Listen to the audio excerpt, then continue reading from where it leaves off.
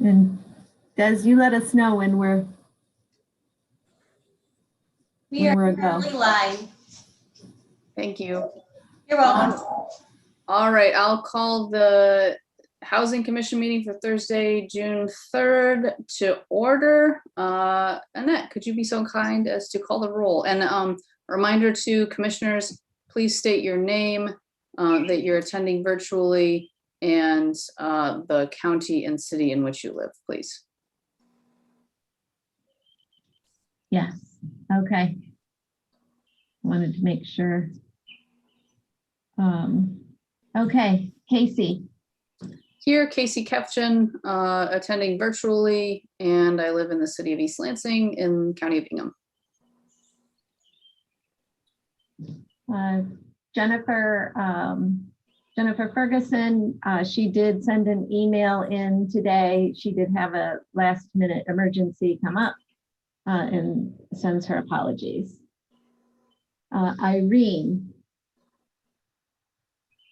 No. Carrie. Larry. Hi, it's Larry Rosen. I'm attending virtually through Zoom. I live in the city of East Lansing, Hingham County, Michigan.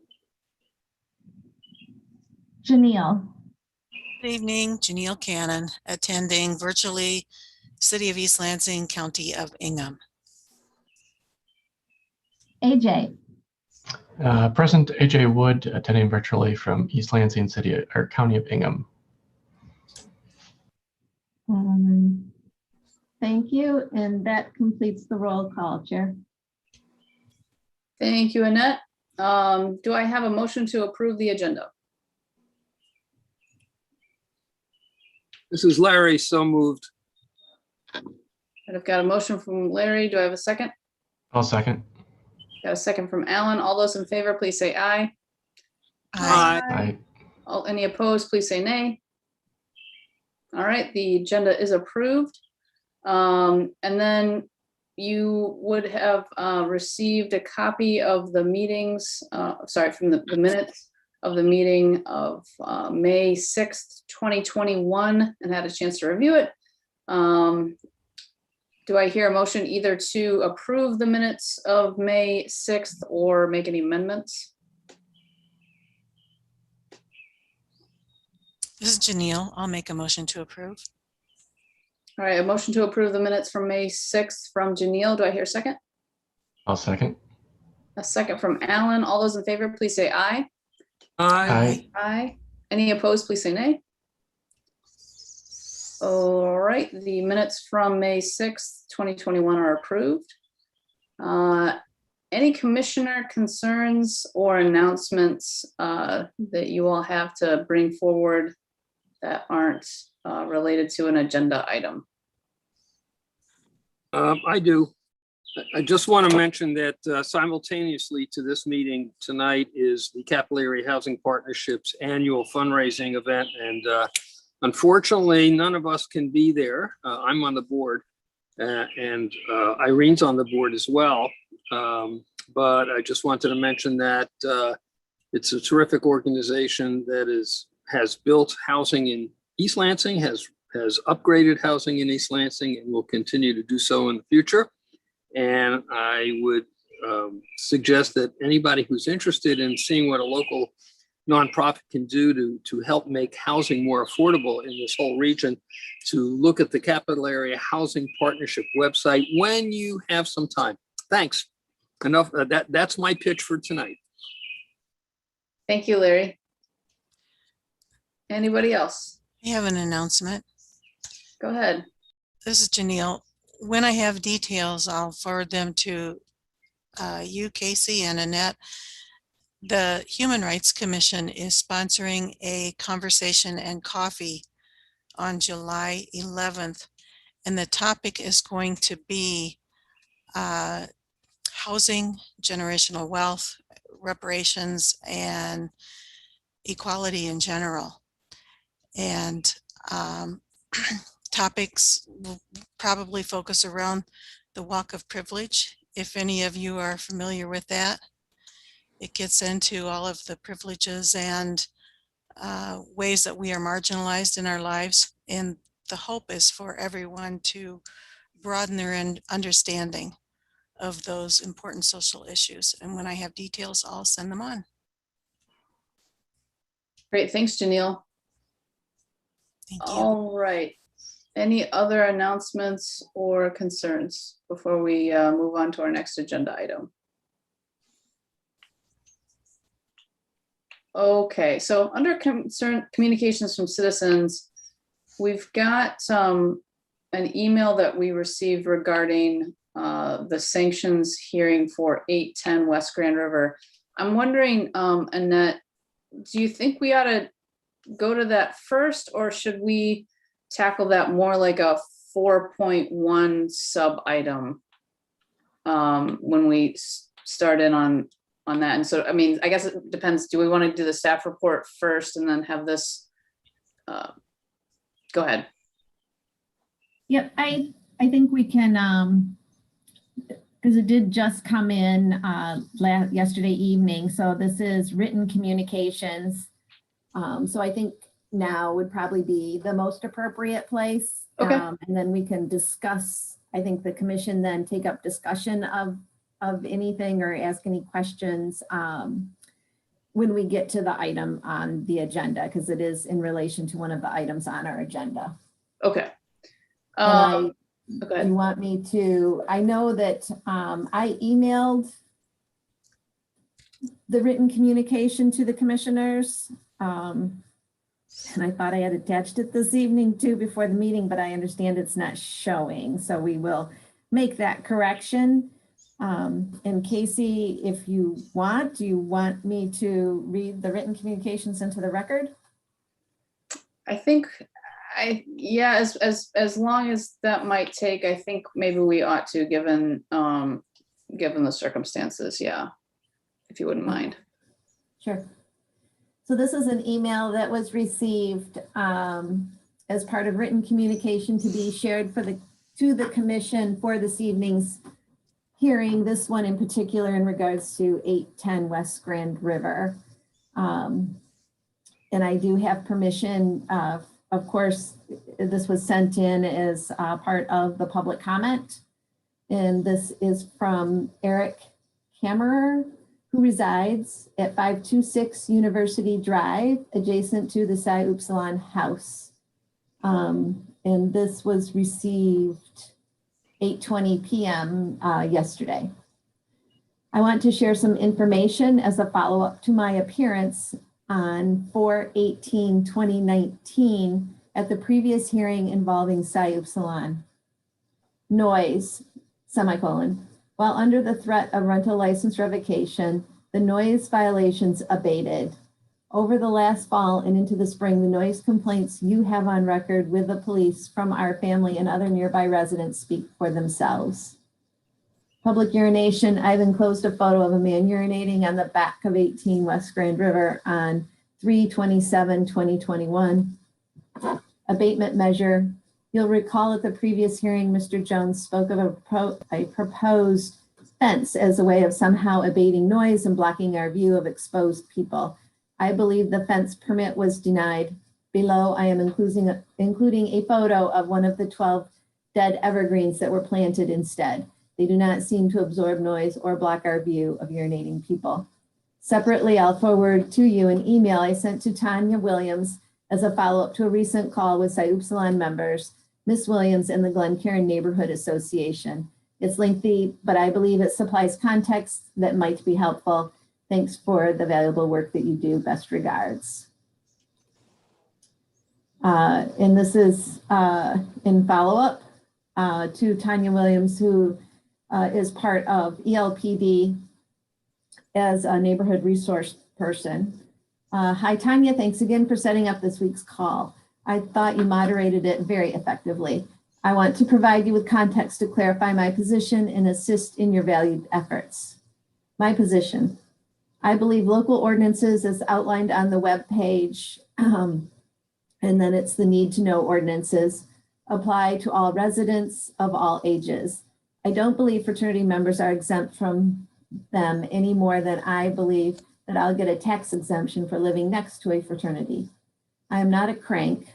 I think football Saturdays, the traffic of people coming and going during the day, and having students around make a college town special.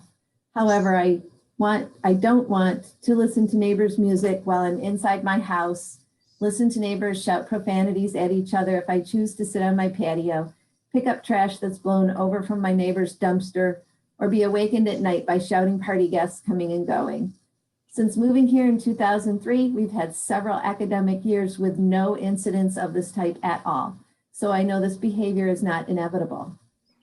Past incidents. I've enclosed a picture of a man urinating on the back of the fraternity house on 3/27/2021. I also have correspondence from October 20, 2018, when we observed 2 men urinating on the house and 3 women came into our yard to squat under the bird feeder and urinate, telling my wife to get a life when she asked them to leave. We also supplied the police with photographs of men urinating outside a St. Patrick's Day party in recent years. On September 29th, 2018, I wasn't able to hear my television inside my house behind closed windows and plastered walls. After I phoned in a noise complaint, I met the executive council of the fraternity for the first time when they appeared intoxicated on my porch to state, "You ruined our plans for the day. We're college students and we're going to party. Another adjacent neighbor was cool with this, so it shouldn't be a problem. You have to respect me and us. You should meet us halfway. What do you want us to do? Contact us instead of the police so we don't get tickets." He then references page 10 of the minutes of the East Lansing Housing Commission from April 18, 2019, for the hearing that previously put the rental license in danger. And then there's a link to our website to those minutes. It's worth noting that this chapter of the Sayub Salon was reorganized in 1998 in the wake of drugging allegations, and that Cornell closed their chapter in 2016 and Wesleyan suspended theirs in 2015. Accountability. Who is accountable for Sayub Salon? The fraternity members? To quote from one of many such letters we've gotten over the years, we kindly ask that before the police are involved, if you could contact one of us via call or text. So their take is that after they inevitably violate ordinances, I should contact them so they don't face fines or consequences. On the call this week, they admitted they have a difficult time getting their members to shovel snow or pick up trash. As you noted in the call, the human brain isn't fully developed until age 24. What does this imply about accountability? The National Sayub Salon Organization, to quote their president, "We do not have day-to-day oversight of the chapter, nor do we own the property in East Lansing. This chapter is a private organization." The private organization that owns the house, to quote Robert Giorgio Jones, the officer of the corporation, "I live in Metro Detroit and can't get to the chapter house as often as I'd like. More often than not, it's the guests of the chapter who are urinating behind the house. And since we can't control their behavior, we can try to eliminate the impact it has on your family." Then it says, please see the minutes cited above for the Housing Commission's response to that argument. The house planted about 12 pine trees in the woods last year in an attempt to block my view of their activities. All but one have died. And unsurprisingly, they don't seem to absorb noise or block all views of urinating people. The university. We were very fortunate to get help from the exceptional Sue Webster, community liaison in the Student Affairs Office. After years of talking with well-intended people at MSU who lacked the oversight authority to change the situation. Note though, the channel Sue had to work through to gain leverage in changing the fraternity brothers' behavior was the Housing Commission, resulting in the hearing mentioned above, which leaves the Housing Commission, the East Lansing Police, who've been unfailingly helpful and responsive in you. I'm grateful for your efforts, as it is a difficult problem. I struggle, given the context above, to frame it as fun-loving undergrads versus cranky neighbor with a vendetta, which is what I think the Sayub Salon would prefer. At root, I think the issue is whether East Lansing ordinances apply to the residents of Sayub Salon or not, and if they do, what mechanisms can ensure compliance. Please let me know if I can be of further assistance. Best regards, Eric Kammerer. And that completes the written communications. Thank you. Thank you, Annette.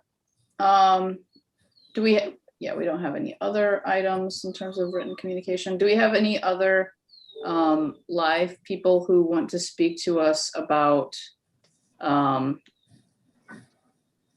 things in general and not either 4.1 or 4.2? I do have one attendee on the line, and at this point, that is attendee with a number ending in 404. I am allowing you to Well, speak. before we do that, can we do the motion to limit public comment? Absolutely. So as you all will remember, since we're on Zoom, we have to take some precautions so we don't get Zoom bombed and disrupted. We have a number of those precautions in place, including somebody having to be turned on to do their public comment. But we have that language to suggest a 2-minute limit for public comment. Do I hear a motion adopting that that limitation for today's meeting? So moved. It's Larry. All right, so Larry, I hear a motion. I'll read the general language that we typically use here. In order to maintain the order of an online public meeting, you move to adopt a rule pursuant to MCL 15.263 subsection 1, limiting public comment at this meeting to 2 minutes per individual. Do I hear a second? This is Carrie, and I'll second, and I know I missed introductions, so I'll just say that this is Carrie Freeman, and I'm appearing remotely in East Lansing, Clinton County, Michigan. Thank you, Carrie, for both of those items. All right, all those in favor, please say aye. And let's do a roll call vote if you don't mind, Annette. This is a little substantive, not just about our agenda. So those in favor, actually, yeah, if you could call the roll, Annette, that would be great. Casey, before we do that, as far as I know, in typical rules of order, that after a motion has been stated and seconded, is a period of discussion of that motion. Sure. Yeah. And I bring that up only because I know this is or likely to be a contentious issue. And I want to know if everybody or if anybody has any feelings about limiting individuals to 2 minutes on this issue, or if there is any other possible limitation, and I guess clarification. Can an individual who has spoken once speak again for 2 minutes at some later time or during the hearing? So under the motion that we just made, but that motion can be amended, it says 2 minutes per individual. And I would say that in general is going to mean, based on my experience, typically when bodies put limitations on public comment, that would be a limitation for that person for that whole meeting. You don't get like another bite at the apple. Otherwise, it really wouldn't really be a limit, right? So I certainly would be open to amending either a discussion, or if you want to amend the 2 minute limitation, we can hear that.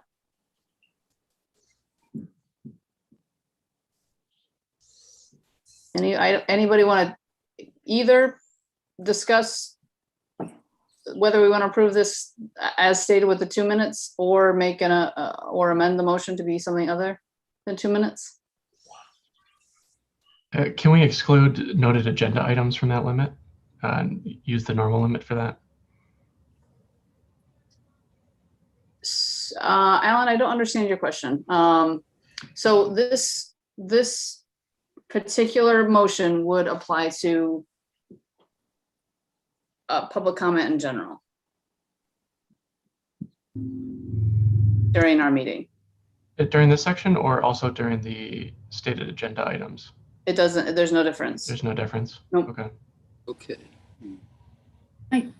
As a point of clarification, possibly, I believe when we say public comment, what we are also referring to are the attendees that we allow to speak during public comment as they would to the podium. For those folks that are representing the properties that the public hearing is about, that is, so during the findings hearing and the sanctions hearing, when you all are in communications with and we know because they're on here is Bob and or Josie, I believe that they would have longer than 2 minutes to speak because they will be in probably conversation with you all about maybe any events or plans they have to mitigate ongoing issues and a part of the discussion in formulating the sanctions. And you may have, many questions for them. But the 2 minutes, I do believe, would definitely apply to anyone who's an attendee. So kind of coming to the podium if we were live. And that would be the 2 minute time frame. Okay. Yeah, I don't believe, and maybe this has come up in council, I don't believe there's alternate language that I've seen to limit public comment differently, for the other people. I don't think we have, this is the language that we have that the city attorney has recommended that we adopt. And I think this is the only language we have, right, Annette? Right. And again, though, when you are asking questions of the representatives of the property, this won't apply because you are in discussion with those folks.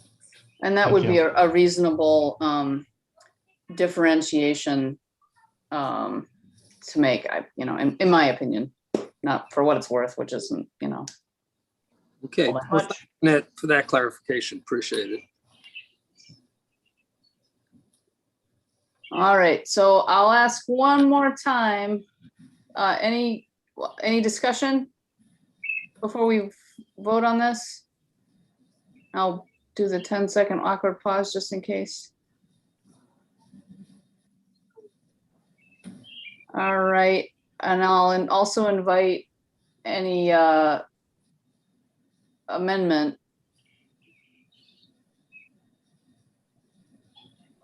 Okay. All right, so if you don't mind, Annette, if you would call the roll for this one. To approve, and what we're voting on now is whether to approve the motion being to, and I'll just read it one more time because it's been a while since we've heard it. In order to maintain the order of an online public meeting, I move to adopt a rule pursuant to MCL 15.263 subsection 1, limiting public comment at this meeting to 2 minutes per individual.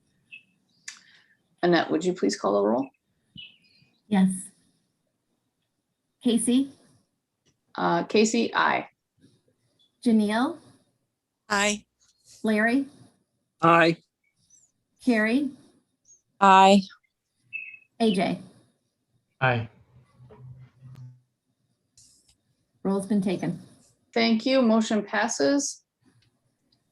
With that out of the way, let's flip back to our agenda. Annette, you indicated that there's somebody with a phone number who would like to speak to us. Yes, we have a phone number ending in 404. So caller 404, if you are wanting to speak to the commission at this time, you may do so. You may have to hit *6 on your phone. And if you do not wish to speak at this time, you can simply say pass. Hi, just a formal introduction. My name is LJ Sack, and I'm the current president at SIU. And I just wanted to be able to sit in on this meeting along with Bob, so that whenever it gets handed out is able to be relayed to the chapter from more than one angle. Thank you, Mr. Sack. Thank you. Okay. I have one more, oops, sorry. Is there I somebody do else? have one more caller. Caller ending in 402, or perhaps that's someone here.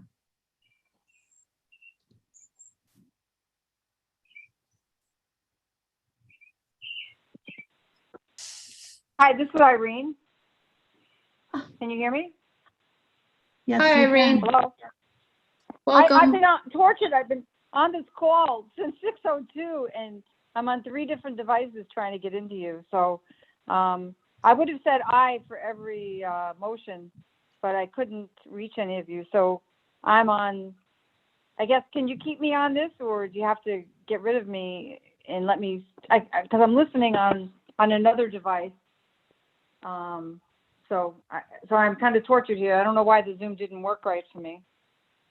Irene, hang on, and I believe, Des, I don't think I can do this because I think right now you have control. But if you go Really? to the panel of attendees and where Irene is, can you move her to a panelist? I'm trying. Give me 1 second. Absolutely. I only Thank have you. 2 actions. I have an action to rename her, which I did, or to remove her.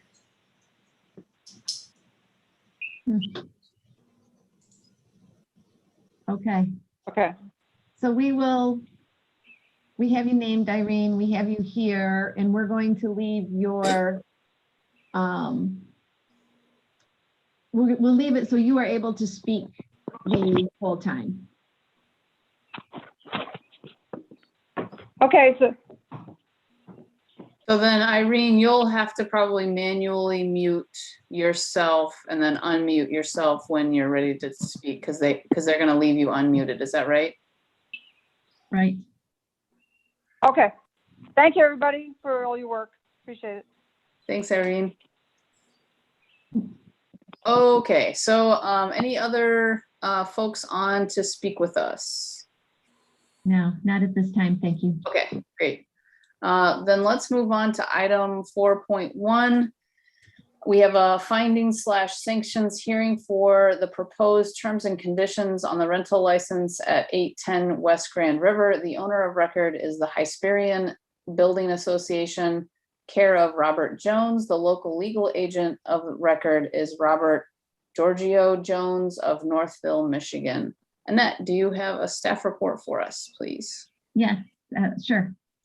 So as Casey has introduced, this is a findings bifurcated hearing when we are looking at possible terms and conditions on a rental license. So the first hearing is our findings hearing, where I will ask you as commissioners to look at the findings that have brought this particular property forward for your review. And I have listed out here that we've referred this to the commission for the consideration of imposition of terms and conditions on the rental license due to 3 or more occasions within the 12-month period where court appearance tickets, citations have been issued. We found the sufficient number of citations and therefore have forwarded this to you for this part of the findings hearing. I have the citations listed out below, and I know there's 4 listed. The last one came in after we had given notice regarding the citation. So clearly it gets included. In addition, it doesn't make it worse, better. It's just a part of the record. So the first citation was issued in August of 2020, just to help in reviewing and maybe understanding some of this. It's listed as 26-81C, a misdemeanor noise ticket that was reduced to a civil infraction. So still a noise citation. It is just, it's a civil infraction noise citation. And then the next one issued in October of 2020, also a civil infraction noise citation. The following one is a snow and ice shovel the sidewalk citation issued in January of 2021. And then the next two are civil infraction noise citations, one issued March 27th, 2021, and the next one issued May 1st, 2021. The record does reflect that they have admitted a person has admitted responsibility to all of these citations, and the fines have been paid. Copies, as our code does require, when the citation is issued, we do send notification to the responsible party on record. And in this case is Mr. Jones. So he would have received a letter from us, computer generated letter, and a copy of the citation so that he was aware of the activity at the home. And then we did, when there were the triggering number of citations that had been adjudicated in the court system, we did send notification May 6th to Mr. Jones, letting him know this would be forwarded to the commission for a public hearing on these particular citations that have been issued. In the attachments, what I have done, and if you've had an opportunity, a copy of each one of the citations is attached of proof of this happening. The copy of the correspondence sent to Mr. Jones, and then the court disposition for each of the citations, providing you the facts to follow up on my staff report. And I am happy to answer any questions about those particular findings. Okay, so I know we've got a couple of new folks with us as relatively new housing commissioners who haven't dealt with these before. So feel free, especially you two who have not yet done one of these, if you have questions about the process that we're going through here, please feel free to bring that up. This is your first one, so it's to be expected that you might have some questions. As Annette said, the first part of our discussion will be, whether or not we think, based on the information that Annette's provided and the opportunity for the owners and the people who live there to potentially correct the record if they see a problem with it. So we'll use that information to determine, yes, the evidence that we have supports the finding of these issues. And then once we do, if that is substantiated, so to speak, then we'll move on to figure out, okay, what are we going to do, if anything, in terms of terms and conditions. So it'll be like two phases. So I think I heard a Janelle noise, like maybe she had a question. Oh, Madam Chair, this is Janelle.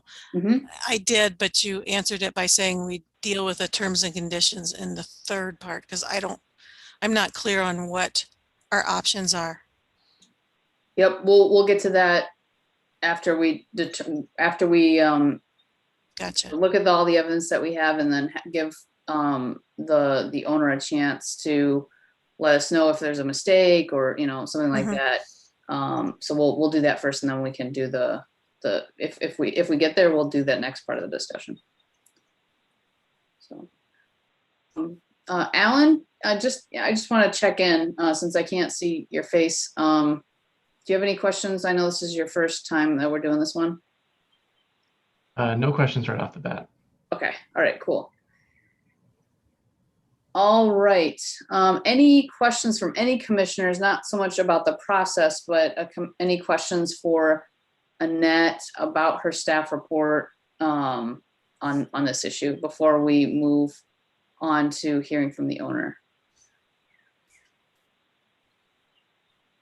do we happen to know, I didn't see it in the report there, the origin of these complaints? As far as the citations, were the police just driving by? Was it called in? Do we happen to know that information?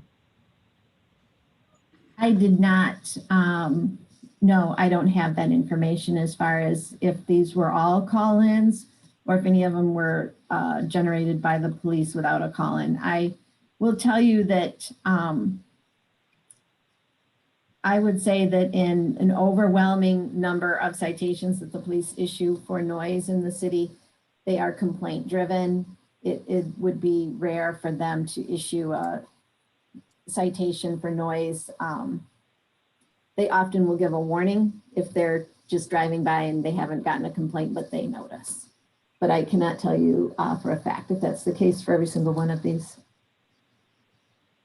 And Alan, I just noticed, if you look at the actual citation, some of the citation under remarks, sometimes it'll say definitively, like, yeah, there was a call and and they came out in response to the call, but not every citation includes that information. So some of it we just don't know.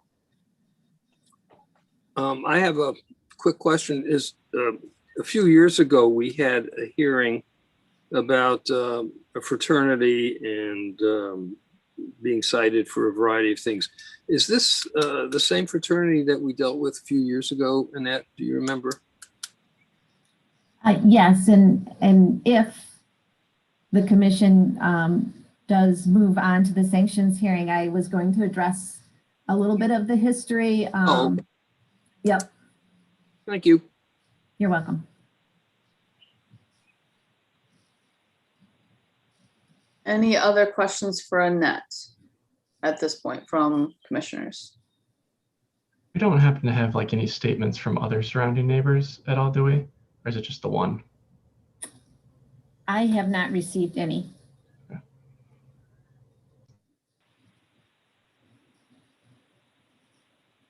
Any other questions or questions for Annette about staff report?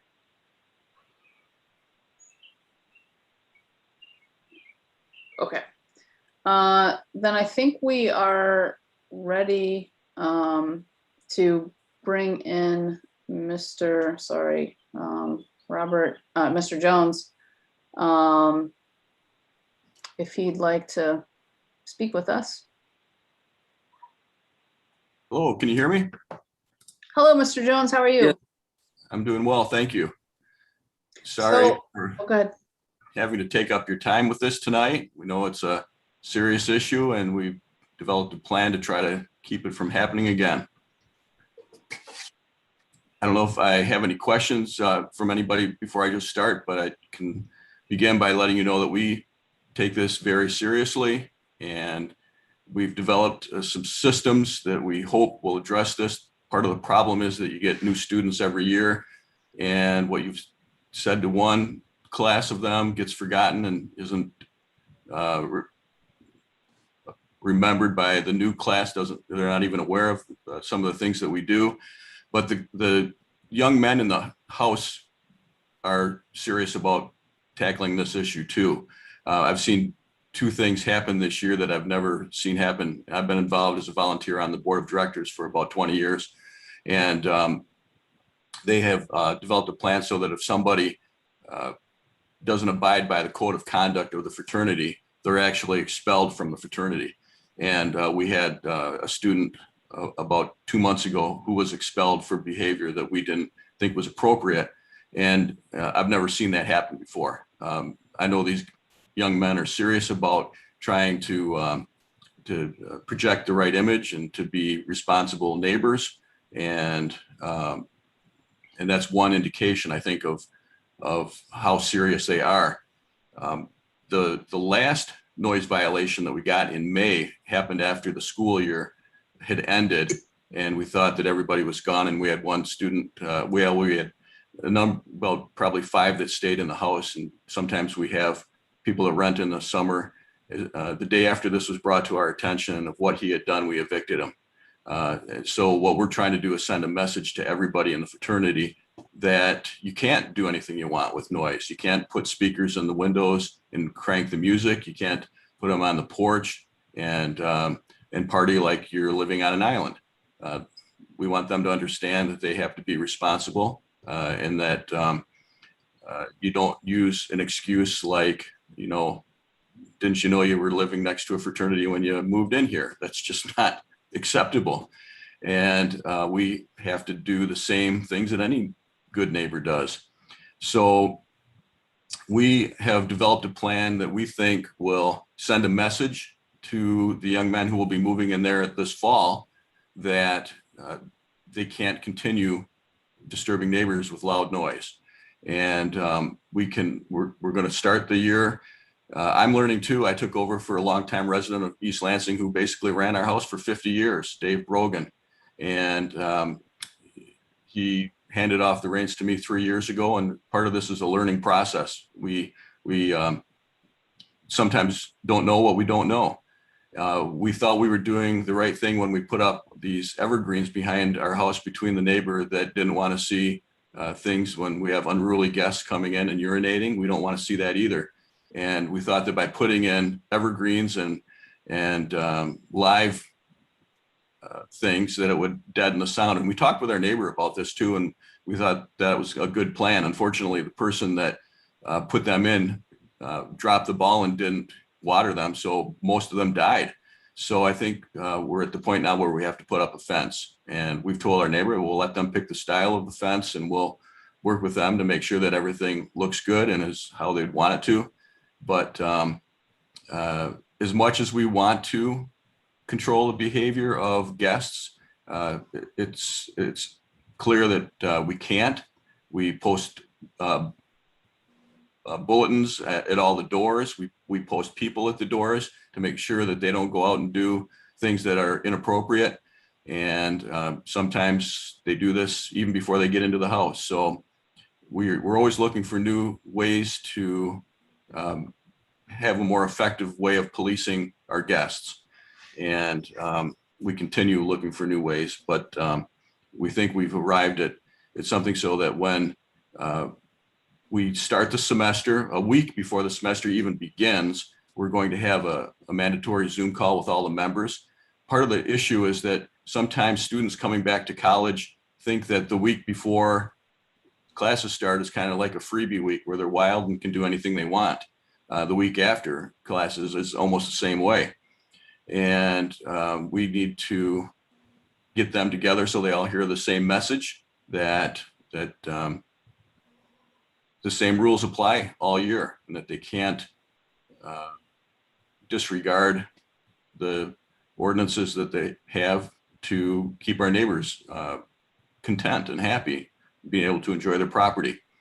So we've taken a page out of the book that we wrote 3 or 4 years ago when this was another issue, same type of a thing.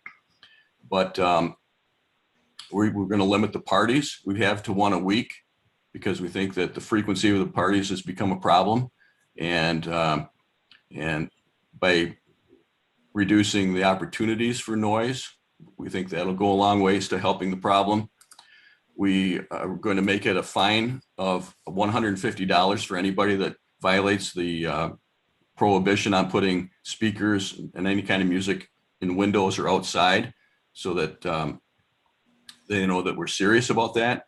And not only a fine, but they'll have a strike that counts toward the possibility that they'll be expelled from the fraternity, like the other young fellow was a couple of months ago. And they see this as they become aware that we're serious, that it catches on, word gets around. So we think that'll help. We're going to limit the number of people who can be invited to parties at the house to 1 sorority. Sometimes in the past, they've had 2 or more. And we think that that's a source of the problem, so that we'll have fewer people and fewer opportunities for the parties to get out of hand and out of control, so that they don't know what the guests are doing. We'll prohibit the use of the porches being used for parties. We have a big house with big decks in the back of the house. And we'll block those off and put posters so that people don't use those outdoor areas that can allow sound to travel to, whether there's music or not. Sometimes it's the yelling. So that they'll know that they have to keep it inside. The trash is something that we are really working hard to keep down on. They've developed a system where they're going to have a rotation of 3 members in charge of cleaning the property daily. And if the yard is not kept up to the standard, they're going to be fined and given a strike toward their expulsion. And we'll rotate this so that they know that they have to be serious for a week, and then it goes on to another team. So we're constantly learning. 2 of the violations were before the academic year and after the academic year. Caught us off guard. We thought that we had done a good job going through a year of a pandemic where they were cooped up inside and had really nowhere that they could go. So we knew that this was going to be a challenging year, and we had worked really hard. I mean, we know that any noise violation is serious and is not tolerable, but it was a unique situation, and we worked very closely with the leadership. We know that the president and the executive council of students are serious about this, but all it takes is 1 or 2 people that can spoil it for everybody. And that's what we're working hard now, is when you have a student that is not listening, then we're giving them fewer opportunities to continue being a problem. We're just going to get rid of them. We don't want them part of the fraternity if they're going to cause problems. So we're very serious about this. We've spent money on hiring a new service to clear the sidewalks in the winter. That was one of the violations. We're not going to rely on the students anymore to do that. We think that we just need to have a professional that we can rely on. And we encourage our neighbors to talk to us. We back up to two neighbors. One neighbor we talk with all the time and have never had any issues with. And they've been so happy with our efforts to renovate the house. It's a 90-year-old house. It's constantly in need of renovations, that they've helped us in certain things. I've reached out to the other neighbor many times, and they've never called me. I've asked them to call me when they hear noise, not because I don't want to get a ticket, but because I want to stop the noise. If I don't know there's noise, I can't do anything to stop it. Now, we've talked about having these plans in place, but the reality is that sometimes somebody's going to do something stupid. And when that happens, if I know, I can call them, and believe me, I get action. They don't want to go against somebody who is managing the house as a fraternity alumni. A lot of fraternities on campus at Michigan State have gone by the wayside. Half of the major leading fraternities when I was there in the 1980s are no longer there.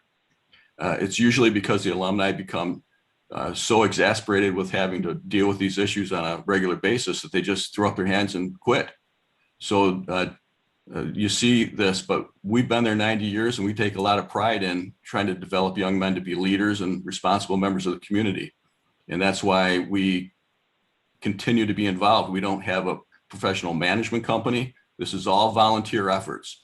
And we think that there's still a positive role for fraternities, but we want to eliminate the negative aspects of it so that the neighbors see the good part, not just the bad part. So I'll end there and not take up any more of your time. Thank you, Mr. Jones. Questions from the commission for Mr. Jones? Yeah, I have one. Does the neighbor who you said you get along with one and not the other, has the one that you do not maybe communicate with as much, has he ever put up a fence? Does he have a fence along his property line? He hasn't, no. When we started, we'd actually staked out the lot line for the property last summer when we were thinking about putting the fence up before we decided that we thought that the hedge of live plants would be better. And we found out that our lot line goes well through the property that he's used for many years, but we have let them continue to use it as they have to try to be a good neighbor. It literally goes at one point, I think about 3 or 4 feet from their house. They haven't made any attempts to block the view or shield the noise at all by putting up a fence or anything? No. And we've even agreed to shoulder the whole burden for the cost if we put up a fence. So we think we're trying to be very responsible in this approach. Thank you. This is Janelle Cannon. I have some questions. I'm not familiar with the property. How big is it? How many students does it hold? It's we're allowed to have 33 members. We never have above about 28. Okay, so your fraternity owns this property? Yes, we do. Okay. You know, being a homeowner for more than 40 years, I'm not currently, but when you have people in your home, you are still responsible for their behavior, whether they're a guest or not. And while your plan sounds good faith effort, I don't think we can consider what your inside rules are.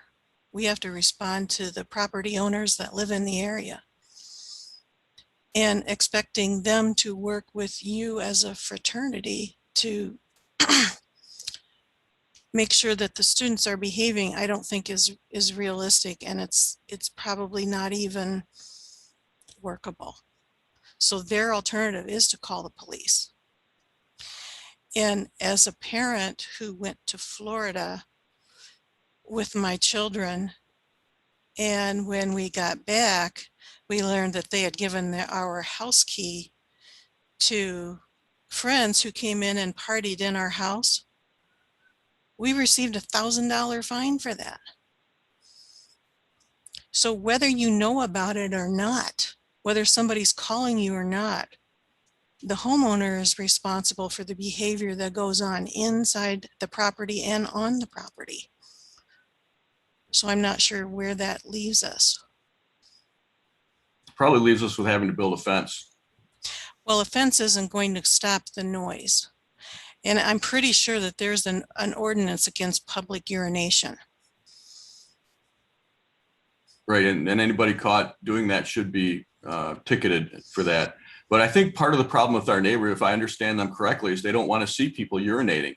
That's you know, they don't want somebody exposed to their child, and I understand that. There shouldn't be there should be no one doing that on the property, period.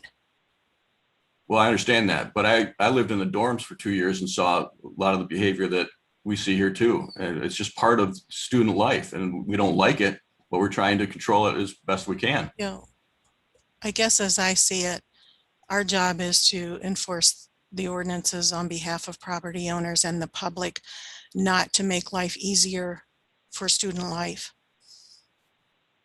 So I would like to point out that the median age of East Lansing is 19, and that the majority of the population are students. Let's, so we're gonna have a portion of this discussion that's, you know, like discussion, right, amongst ourselves. So if we could, if you wouldn't mind, let's keep, let's give Mr. Jones an opportunity to answer questions now, and then we can do the sort of discussion. I do have one more question. Go ahead. Is there an attendant adult that resides in the property, or is it just all fraternity members? We don't have a house mother anymore. Those used to be part of the Greek system. I think there's one that has one now, but we do not have an adult that lives on the property.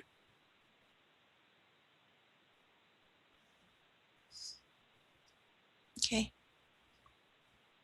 Any other questions for Mr. Jones?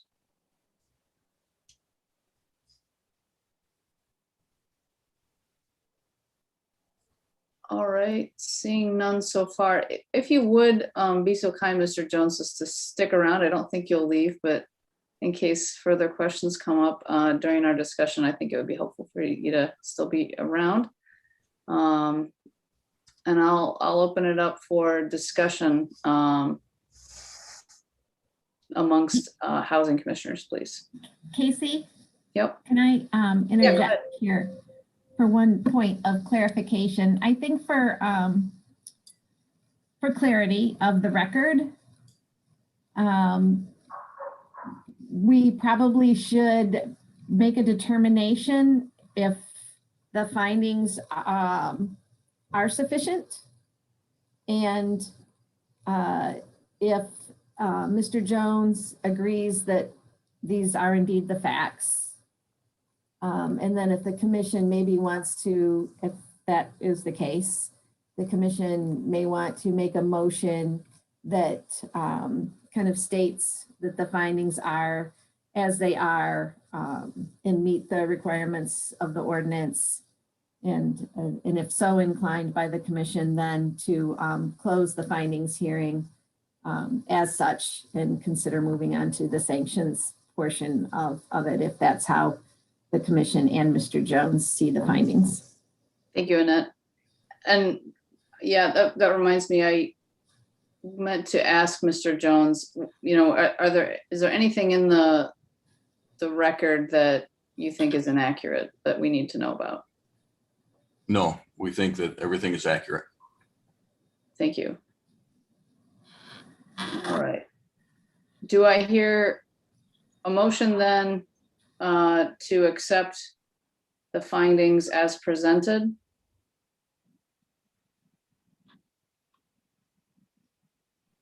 This is Janelle. I move that we accept the citations as presented. So I hear a motion from Janelle to for us to approve the findings as presented in agenda item report 4.1. Do I hear a second? Carrie Freeman will second.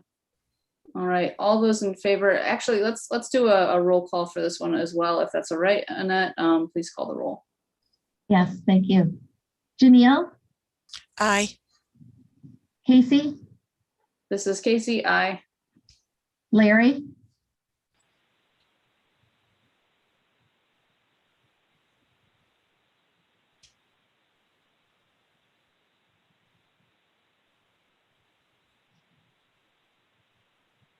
Larry is muted. I am sorry, I apologize. Sorry. Thank you. AJ, This just saying that these are the facts. correct. Aye. Carrie, Aye. Irene, Aye. Could you hear me? yes, thank you. That is the end of the roll. Yes, that is the end of the roll call. Thank you, Annette. Motion passes unanimously. All right, so now we can go into, since we've demonstrated that we do indeed have the situation described in our code in which we have 3 or more occasions within the 12-month period of court appearance, tickets, complaints, or citations.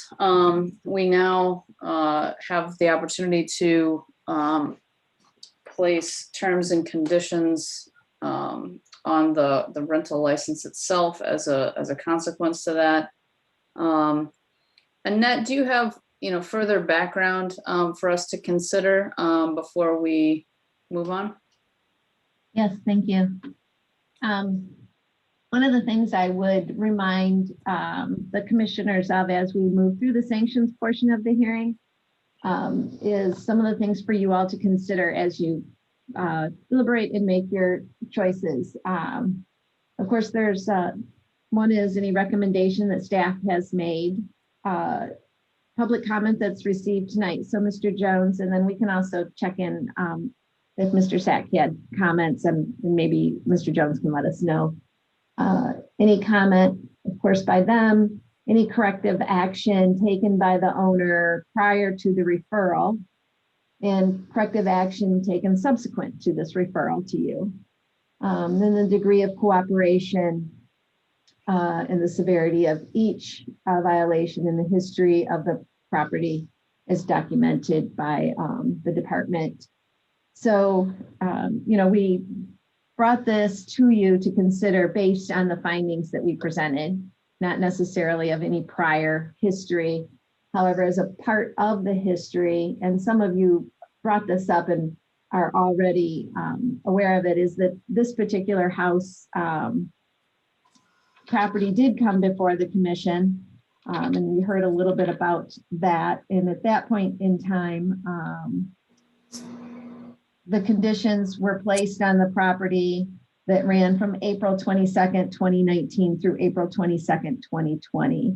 And at that time, the property came before the commission, and it was mostly in regards to noise. And so the conditions that the commission deliberated upon and formulated at that time kind of were what I made as a staff recommendation, just understanding. And the sole reason I really made that as a recommendation is written here was because it was very similar then as to what we're seeing today. And that seemed to work.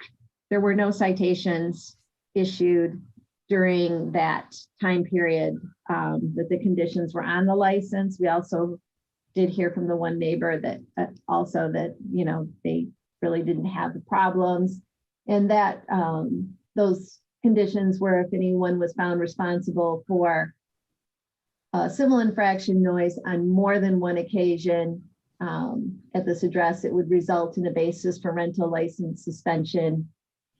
Actually, it was rental license suspension and or referral for consideration of further conditions. And the same was with a violation that was a 23-81C, which is a noise misdemeanor offense. I know on my staff recommendation, I had said it would result in a basis of rental license suspension. I did go back and look at the record and clarify last time. The commission was pretty clear that it would be suspension and or consideration of further conditions. Giving them an opportunity, I guess, to kind of come before you and see what they had to say about that. So that's kind of the staff report, a little bit on the history. Everything else I think is self-explanatory in the staff report. And I, again, can answer any questions any of you have in regards to staff recommendation and or the process that brought us to this point. Questions for Annette? This is Janelle. I have a question. Go ahead. Is it any citation? It's citations during any 12-month period or a calendar year? So the citations that the ordinance reads for this type of housing, which is group housing, what we did was we considered citations that had been issued. It's over a 12-month period. Okay. The conditions, because I'm not quite sure I understand your question, but the conditions were placed on the license last time for a period of time, and that was April to April. I just wondered, when does the clock start? Because, when the 12-month period is over, do you start another 12-month period? Like this could go on for a long time. So are you asking when does the clock start as far as if conditions were put on the license? That, or just, you said these citations were during a 12-month period. When does the 12-month start? Well, it is ongoing.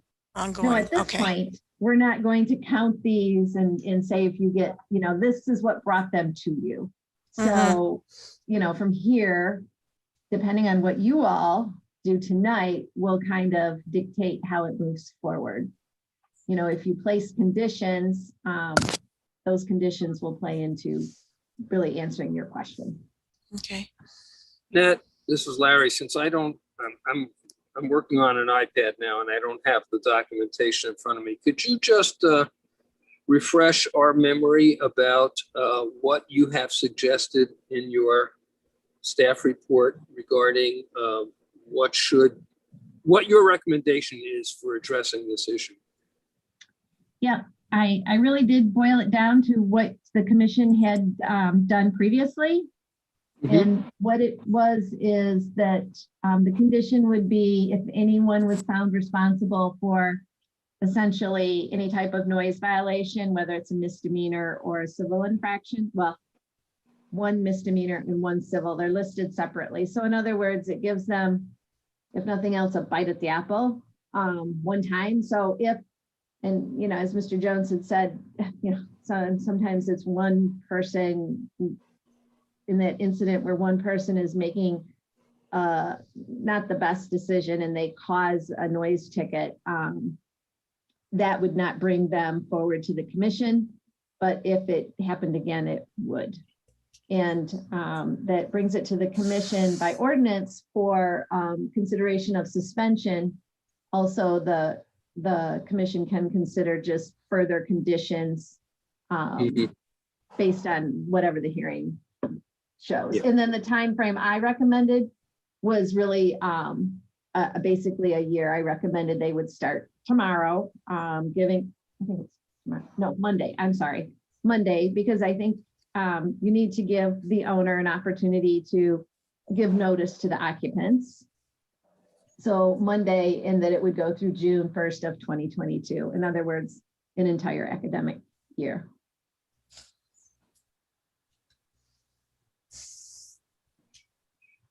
Hey, Annette, it's Carrie Freeman. How did, and I think I may have even asked this, I've only been on the commission and had to deal with a few of these, but how did we come up with a year last time? And I recall we actually maybe shortened the recommendation.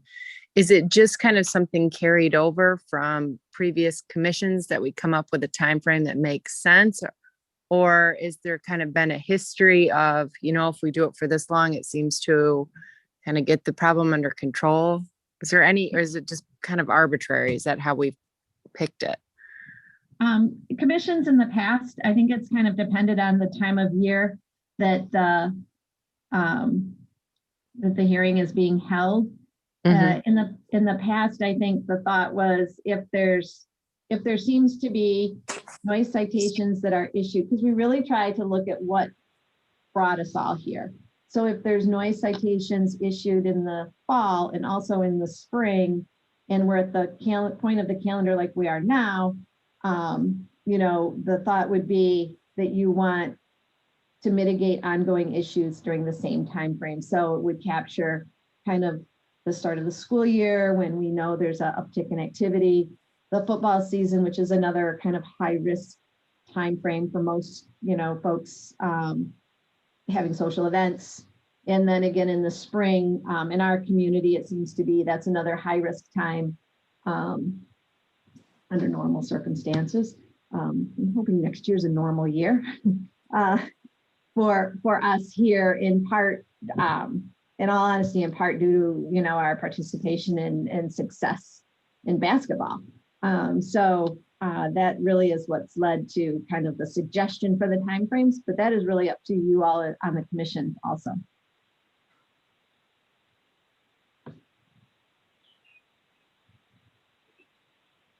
Okay. Do we have any other questions for Annette? And then I was hoping to give Mr. Jones an opportunity to speak about the sanctions. Any other questions for Annette?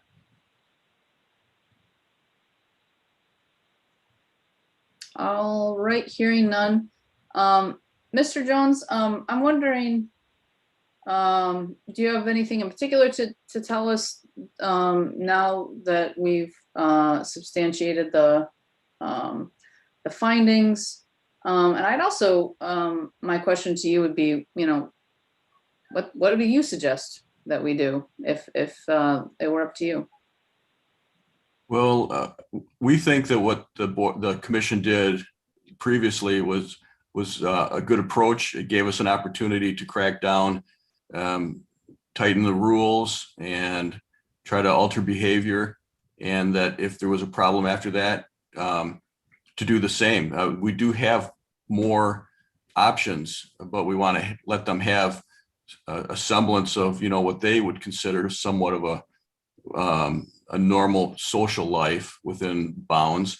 But we could remove all social life too if there were to be a ticket.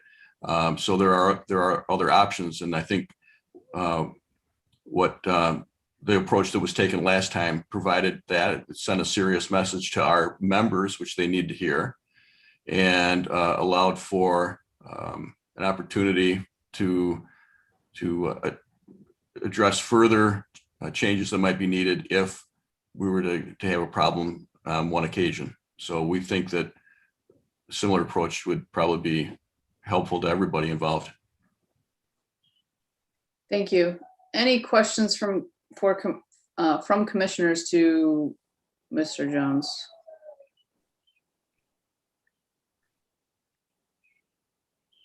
All right, hearing none.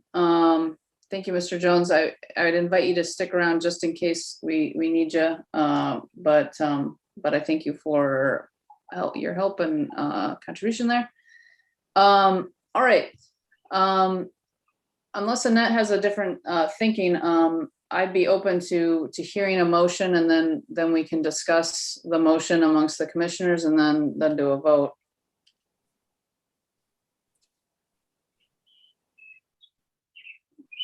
Okay, well, since no one's speaking, I guess I'll make the motion to accept the suggestions of staff and implement a period of time in which the Psi Upsilon fraternity is given the opportunity to provide its to behave in a more acceptable manner. I'm not sure how to word this, but it's what I'm saying is I make a movement to accept staff's suggestion for corrective action. I think that's the best way to put it. Thank you, Larry. I'll restate your motion because I've got a cheat sheet. How about that? Good. Thank you. So I'll restate to say that I move that if anyone at this property is found responsible for violations of ordinance 23.81 subsection B, noise civil infraction, and or 23.81 subsection C, misdemeanor noise infraction on more than one occasion at 810 West Grand River, the result will be hold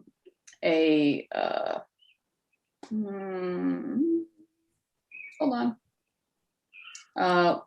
That will result in the basis for rental license suspension for the period beginning June 7th, 2021 through June 1, 2022. Okay. That sounds good. Before we do a second, did I miss anything in there? Does anybody want to amend that motion? This is Carrie. I'm just kind of curious what everyone's thoughts are on the timeline, the entire year, or maybe even considering a shorter period that just takes us through beginning of school, football season, that kind of thing. I'm not really definitive in my feelings on it. I'm just would like to have some discussion on how everybody feels about that length of time themselves. Well, this is Janelle. From what I understand, we've been to this rodeo before. Is that correct? And this is doing this again. Only they get 2 strikes now, and then their license will be suspended between now and June of next year. Is that correct? Is that what the motion says? No, it's not a suspension of the license. It's simply just if they a time period in which they cannot get a civil infraction or a misdemeanor noise, ticket. And if they did, then they could come before us again and potentially we could suspend their license at that point. So this is just a time frame in which they better get it under control. And if they don't, then their license could be suspended. We're not recommending any kind of suspension today. Well, okay. I don't support this because you've already been here. You've already been here. Let's think about the property owner who's Well, been we there are. since 2004. We are, though. Could Janelle, we I think too, you got to consider that it's not just the neighbor. We also have a property owner who owns the fraternity, and we do exist in a college town too, I think. And I'm not trying to make Yeah. excuses for bad behavior, but we got to, try and help people coexist, not just punish one because there's kids partying It's all a the whole new time. group of people. I- Those are completely different people than the last time. Yes. Well, That's but the homeowner isn't a different person. Well, then we And found a consistent- they're still living there. And I think I kind of agree with his point. Are we going to ask the city to enforce the ordinances or not? Well, I'd like to hold off on all this discussion until the motion is seconded. If it's not seconded, then we don't really have anything to discuss at this point, according to Robert's Rules of Order. So if there is there, I'm sorry, Casey, I don't mean to jump on top of this, That's but fine. Do we have a second?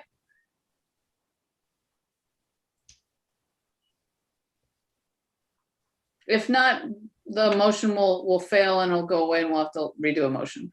And can I ask for clarification on what the second is signifying? It lets us know that it's a sufficiently good idea that we ought to vote on it potentially.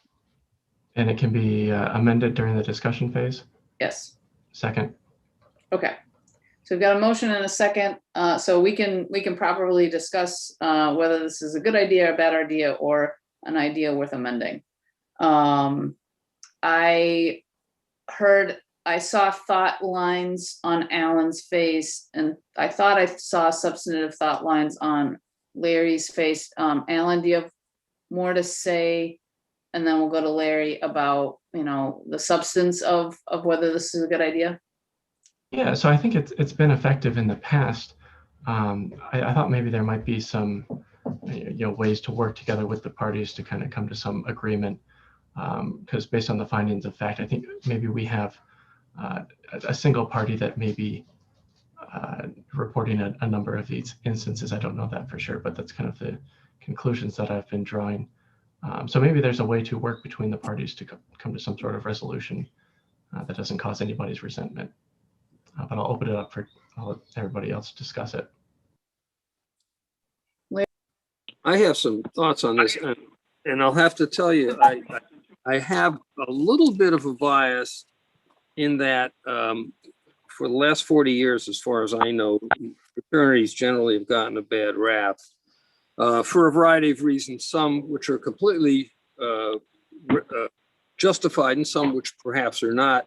But my bias is that I was in a fraternity as an undergraduate, and I was president of that fraternity. So, and to this very day, I still communicate with fraternity brothers about issues of, maybe not like this, but of issues of interest.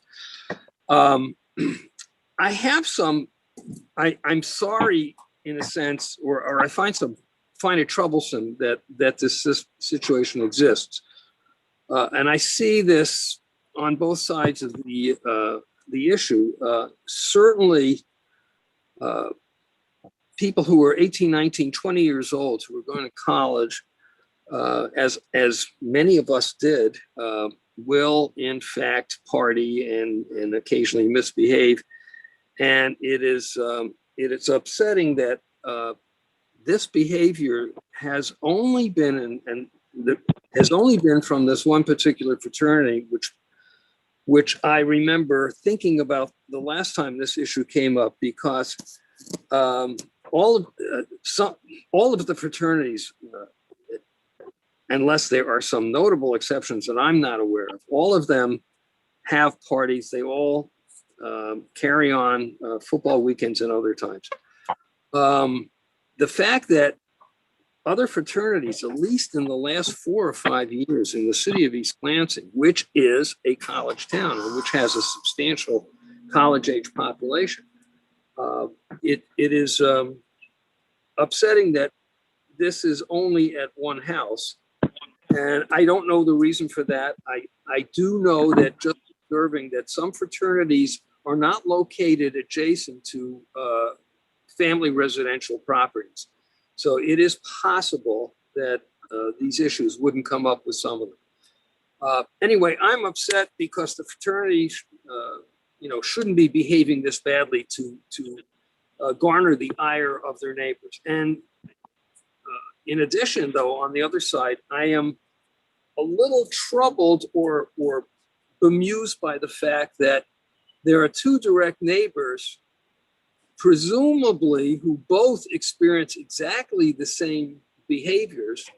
And I'm not condoning them. I'm just saying that there are 2 neighbors, one of which finds the behaviors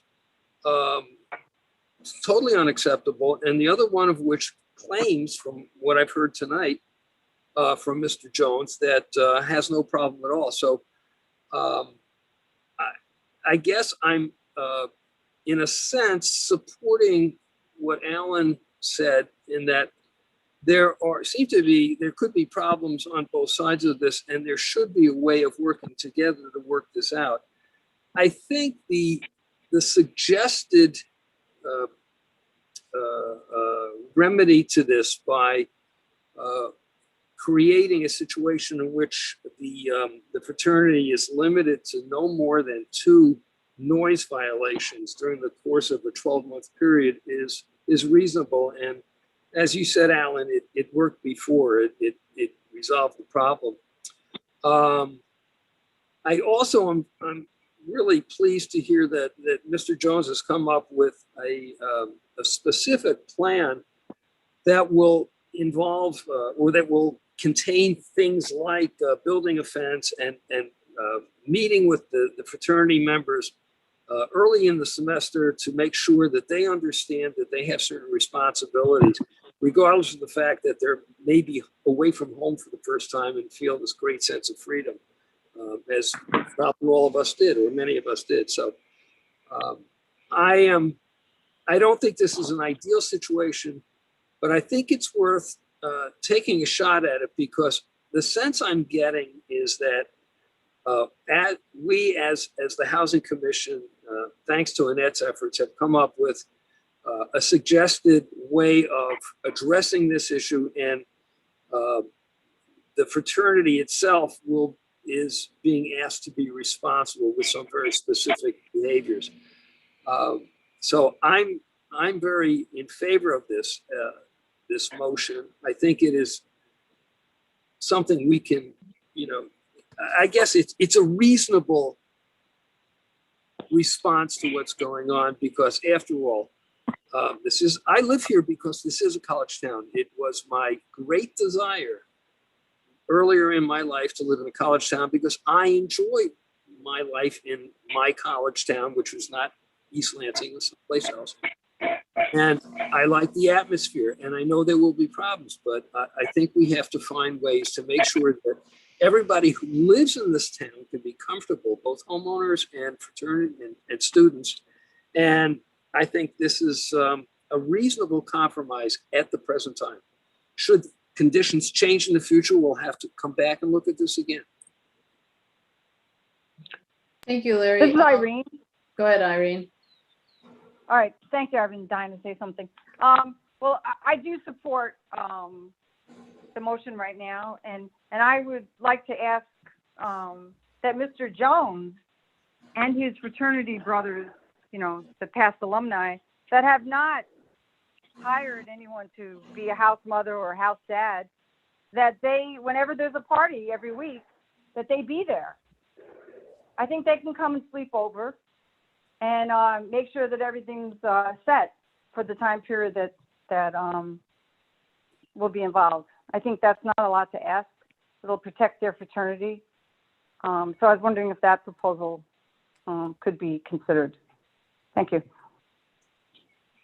Irene, are you amending the motion then? Yeah, I guess I am.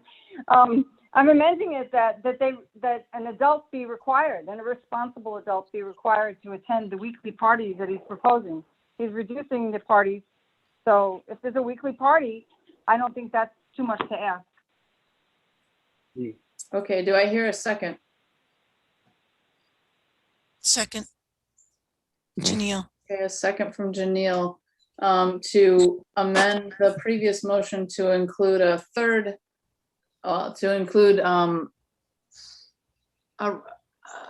additional requirement that if there are parties at the house, that an adult be at the house. I would just A say response- that, oh, sorry. I'm sorry. Sorry, that was me, Irene again. Just saying a Go ahead, responsible Irene, and adult. then Carrie, please. All right, I'm just saying that just somebody who's going to take ownership of that event. They're the event planner of the day. They're the ones going to make sure everything's fine. They're going to say, hey, neighbor next door, we're having a party at this time. Hey, neighbor, the other neighbor, we're having a party. And just have everybody informed, and any problems are going to come right to that person. Go ahead, Carrie. Well, I think there's a few issues with that idea in the sense that there's a bunch of adults. I mean, all these kids are adults, really. So how do we qualify who the responsible adult is? Number one. And number two, I think the goal really is to help these people be self-sufficient and to micromanage. You know, we've already been told all these different ways that they've come up with, and they're in it, trying to figure out how do we fix this problem. And I think us making suggestions, Irene, which, maybe that's a great suggestion that they like and they have somebody in mind they could use, but I don't know that tacking that onto our sanctions really makes a whole lot of sense to me, and have us having to police something like that. What I think makes more sense to me is that we're saying, look, you just can't get a noise violation between this period of time and this period of time, or you'll be back in front of us. And at that point, they can tell us what they did to try and curtail it, and whether they included this house mom, house dad thing or not. I don't know, but I think that's a tricky one to try and enforce. Well, I agree with you on that. Thank you. Good thought. Mm-hmm. Yeah, I would agree. That sounds, I can't imagine how the city could possibly enforce that. I think it's a good idea. I wouldn't disagree that they shouldn't, I would say that, yeah, that could be a good tool in the toolbox for them to use, but as in order to achieve their goal of not getting into further trouble. But as a part of city policy, I just don't, I couldn't support that.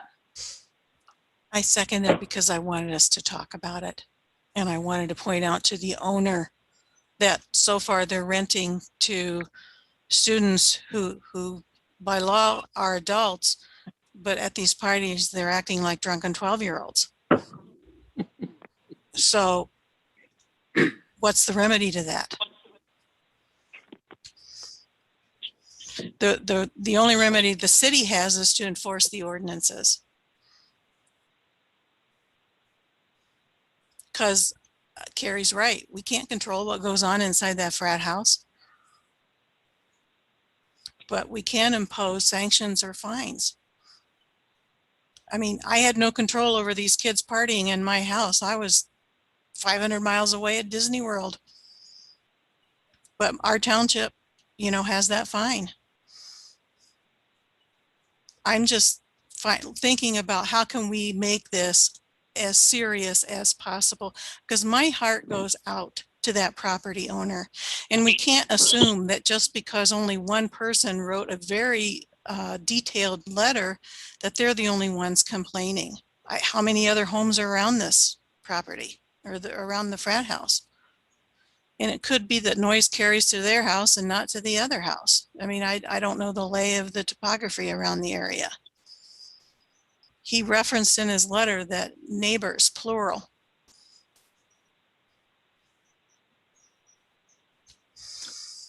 And the fact that the average age of people in the college town is 19 is irrelevant as far as what the ordinances say. Can I say something in response to that? So I think, Mr. Jones, you said there were only 2 neighbors that you ever talked to. Is that right? Yes, it is. Have you gotten complaints from anyone else? Never. Okay. And I guess my other thought was, you know, you've got 28, 30 kids in this place. And I think just as much as we've got to look at what's going on with the neighbor and help help that person enjoy their property. We've got 30 plus kids, and not every single one of those kids is putting the speaker in their room or peeing on the wall or doing all that stuff. And I think we need to not only consider, those neighbors, but also consider all the kids in that house. Not every single one is causing this issue. And I think one thing that helps make responsible adults is to give them an opportunity. I think, like Mr. Jones even said, to give them an opportunity to realize the severity of the issue and make those changes.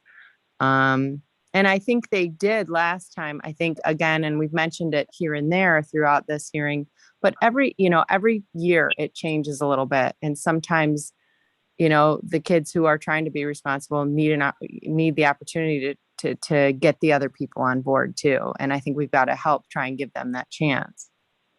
So every couple years or so, the neighbor who cannot hear his TV because of noise has to come back and do this thing all over again. I should hope not. I mean, my hope is that Mr. Jones also hears where the issues usually lie with these things, which is the changeover. And how do we, and I know we talked about this, a couple of years ago, at least with another fraternity, but because they kept having the same issue on a changeover. Okay. So focus on how do we fix that? How do we make it so every year we don't have to come back in front of, the commission and do this? How do we transfer those good, rules and things that they've done over to the next generation?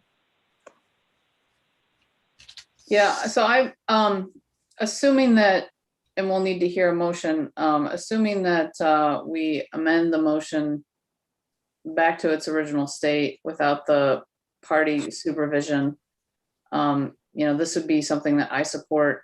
While I understand and I feel a sense of frustration at being back here again after 3 years, we're right back where we started with this house. And I can only imagine the level of frustration with the neighbor to suggest that we ought to suspend the rental license immediately and, essentially evict almost 30 undergrads is something that seems beyond what I'm willing to do today. In terms of Carrie, you asked earlier about whether the time frame was appropriate, the suggested time frame of a year. I like that time frame because we see that's what we had last time and it seemed to work. And that's something that the neighbor actually pointed out that at least last time, our actions were appreciated and I didn't hear him. I didn't see in reading his letter that he was asking for a more heavy-handed response than we did this time. So and the year time frame, I think, would capture the periods of both the fall and spring trouble that we've seen with this particular property in the past. So I support the motion.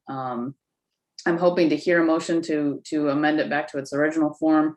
Move. All right. So Irene, you moved to strike the amendment to this motion, so it would go back to reading. Let me, for clarity's sake, I'm going to reread it to you people. I'm sorry. Okay. Okay. So I'll restate the motion as it is, as I believe it is, and I'll ask for a second. So if it isn't quite what we think it is, we can adjust that. So the current motion, after we strike the previous amendment, ought to read that anyone found responsible for a violation of 23.81 subsection B, noise civil infraction on more than one occasion at this address. This shall be a basis for rental license suspension. And additionally, if anyone is found responsible for a violation of 23.81 subsection C, noise misdemeanor infraction on more than one occasion at this address, the result will be the basis for a rental license suspension. These two conditions will be in effect beginning June 7th, 2021 through June 1st, 2022. I would support that motion, but do I hear a second? Okay. Irene will Second. second.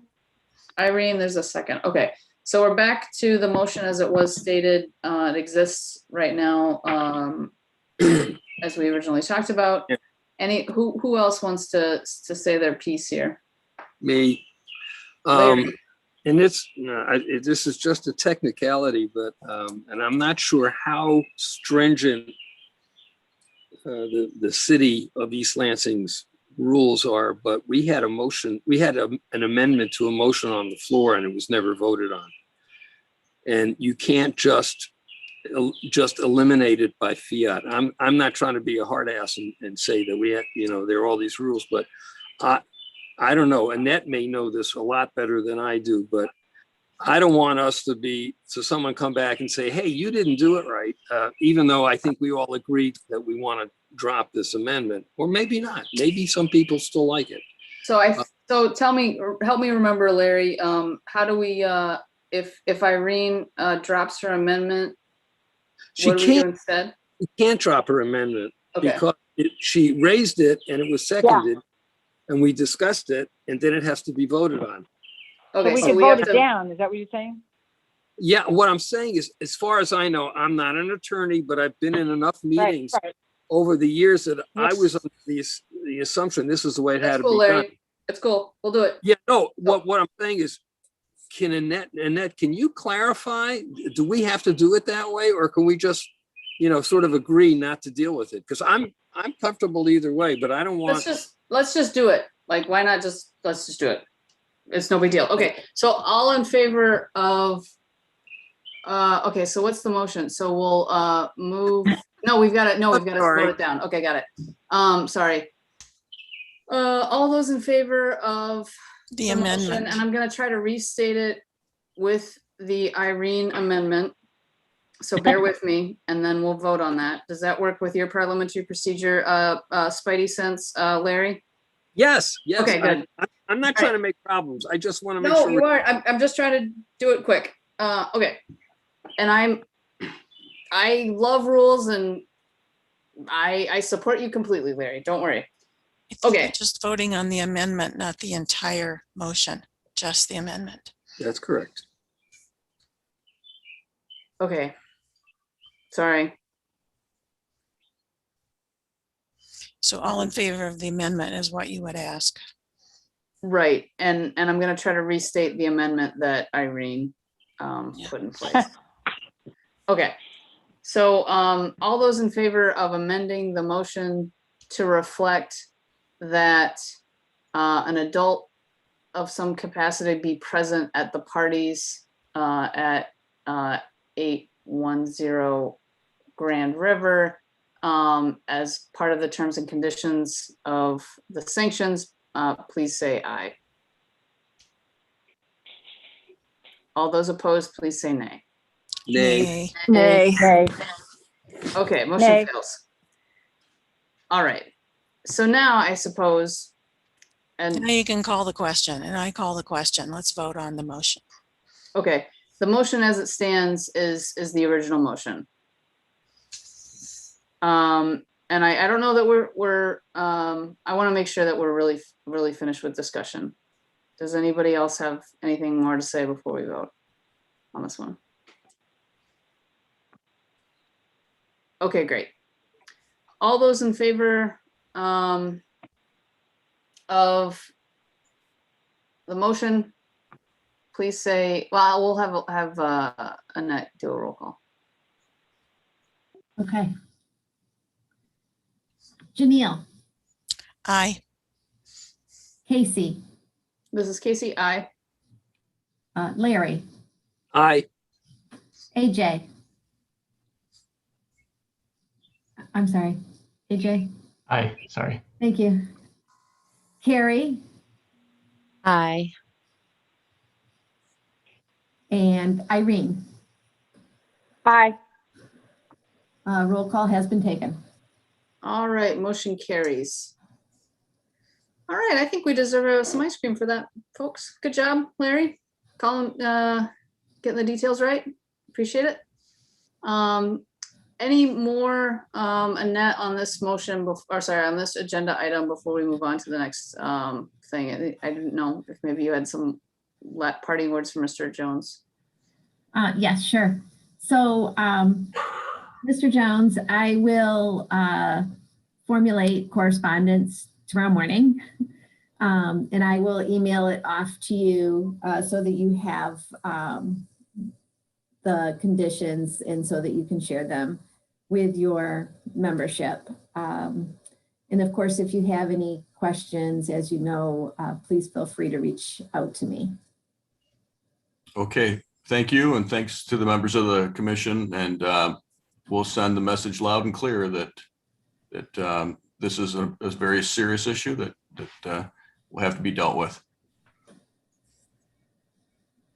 All right, Thank you, Mr. Jones. Let's move to item 4.2.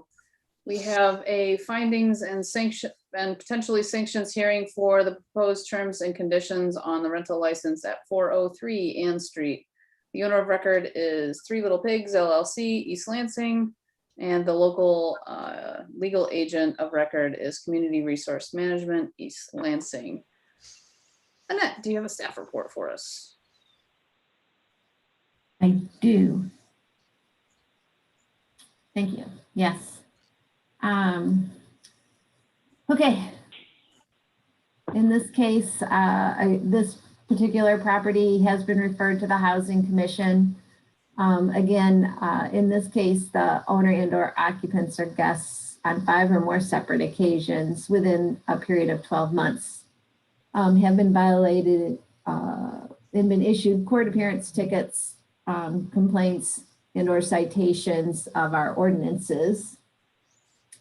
And I have listed a sufficient number of citations issued at 403 and to warrant a referral to the Housing Commission.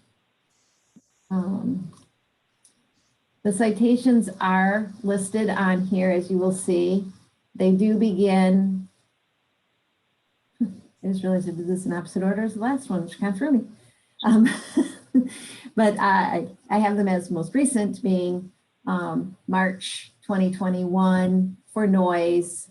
Then you will notice that there are more of an assortment of citations on this particular property. Litter citation was issued on March 2021. So litter, the next one, party litter, there's a slight difference sometimes with litter and party litter. Party litter is what you more often think of as red Solo cups and maybe some empty cans, not furniture or trash and that kind of thing. And that was listed, issued in May of 2020. There was a public health order issued in October of 2020. And just to clarify for you all, the public health citations were issued under the orders that were provided by the Ingham County Health Department. And that's really why this falls under the 5 of any kind of citation issued. And then I again in October, separately, was a civil infraction noise citation. So this kind of comes to you with a bit of an assortment of citations that were issued. Again, same as before, the responsible party, CRMC Property Management Company, was notified of all citations at the time they were issued. And in addition to that, I have attached the court dispositions of all of them so that you can see that there were admit responsibility or some went to default judgments. And at this time, all of those citations, I believe the court dispositions showed had been paid. And so I'm happy to answer further questions about these particular items. Hey, Irene, would you mind muting when we're in speaker view?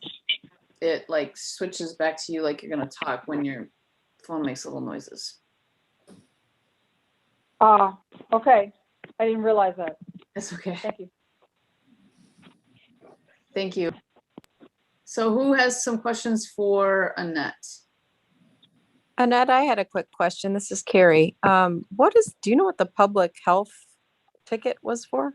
Yes. One moment.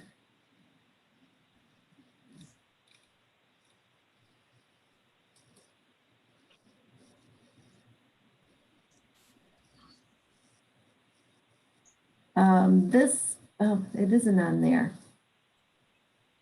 I thought that it was listed on there exactly what it was, but this is, it was for the number of folks. It's the number of people in attendance, and in addition, no one had masks. So, and I don't have the number, the citation doesn't list in this particular case, but that is what that's in regard to.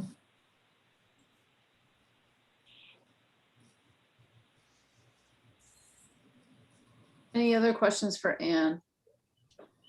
And if not, we will go to the CRMC representative. All right, hearing none. I believe we have somebody here from the management company. Is that right, Annette? Yes, representing the management company tonight is Josie Lewis. And Josie, you can correct me if I state this inappropriately or wrong. My understanding is you are the attorney, in-house attorney actually for CRMC and representing them this evening as such. Correct. I represent them and Three Little Piggies. Good evening. Hi, Josie. Hi, Josie. Josie Lewis. Okay. Hi, Ms. Lewis. Do you have anything to tell us about this particular matter that you want to share with us? A couple things. Our company has about 750 rental properties. We have about 2,000 tenants. We've been doing this. My boss has been doing this for 30 years. There's only been one other occasion where we've ever had to come before the Housing Commission. And it wasn't regarding this property. It was a different property. We have a 9-page lease. We're pretty strict. Usually on the 4th ticket, we're warning our tenants that they are about to be evicted. And that's what happened here. There was 3 tickets in March alone. In April, I evicted these tenants. They moved out and we have possession of the rental property as of now. As of May 24th, we have possession because we won't tolerate tenants that aren't good neighbors. So I think this hearing should go a little smoother, I hope, because the ordinance says, it should be referred to the Housing Commission unless the owner, the person acting on behalf of the owner, was a party reporting the violation, or unless the owner has commenced eviction proceedings. And that's exactly what we did here. We evicted them and they have been removed. We've also reported them. We've also paid one of the tickets and added it to their bill. We have a new group of people coming in August. And we obviously do not intend to stand for any further violations. So we just believe that that this is unnecessary to a certain extent. We understand that there's been tickets, but we've done what we can to get them out of there so that we don't have these problems. We like to work with the city. We've worked with the city for years and will continue to do so. In fact, I'm the person that turned this into the city attorney and let him know that there were 5 tickets that were issued to see exactly what needs to be done, because we want to comply. We very much value our following the rules. Thank you, Ms. Lewis. Questions from housing commissioners for Ms. Lewis?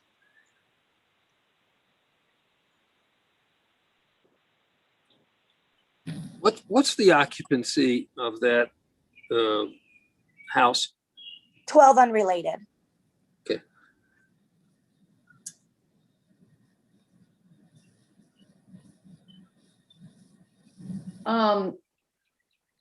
So Ms. Lewis, as I asked Mr. Jones earlier, and I think you probably listened in on this, the last one that we did, you know, do you have any disagreement with the findings themselves? You know, whether do you see any discrepancy with that?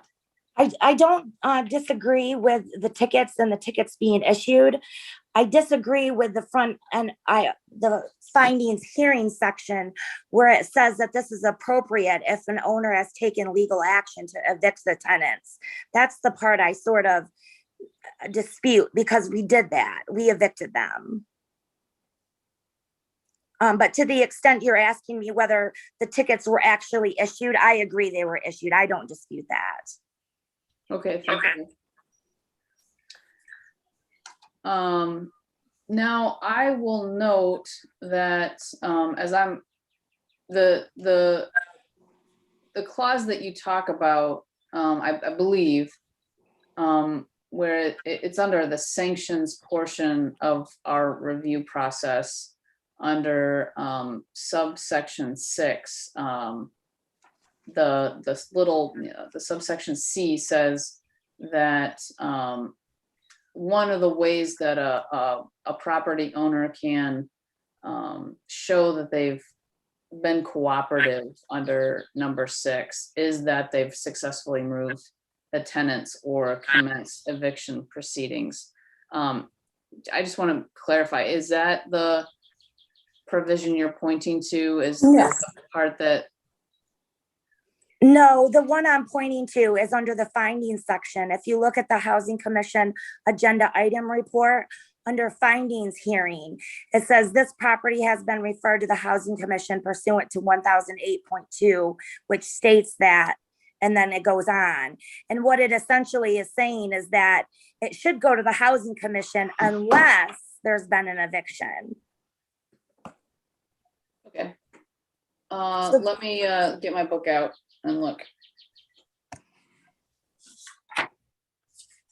It's also on the website, the city's website, for whatever that's worth. I happen to have my giant book, so I'm gonna look there. Okay.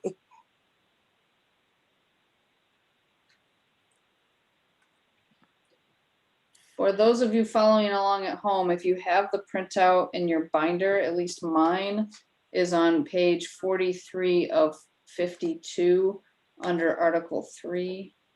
So that might help you find it if you're also looking at your binder.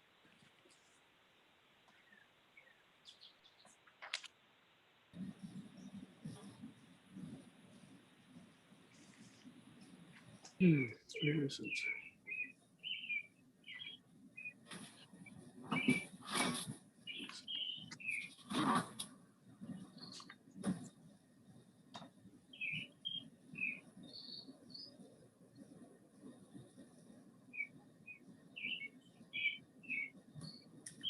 And if I may want to look at the differences between subsection 1 and subsection 2, they differ slightly in language. Subsection 1 states in part, unless the owner or owner's legal agent has evicted the tenants. And subsection 2 states unless the owner or owner's legal agent has commenced eviction proceedings against the tenants. Subsection 1 basically requiring the completion of the act of the eviction, while subsection 2 only requires the commencement of the eviction. And I do have to say I have nothing, no records of showing that not that I don't, Josie says, I'm sure it's a fact. I had nothing.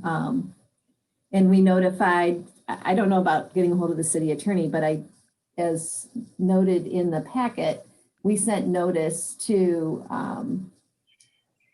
CRMC, I get back the packet, in April. Yes, and that's probably my fault. I should have probably filed something like I would with court. I'm just new to this process. But for the record, we did do a notice to quit, and a notice to quit is part of the eviction process. And the tenants voluntarily moved on their own. So we didn't actually have to have a court officer go out there and remove personal property or people. They voluntarily left after we served them with a notice to quit.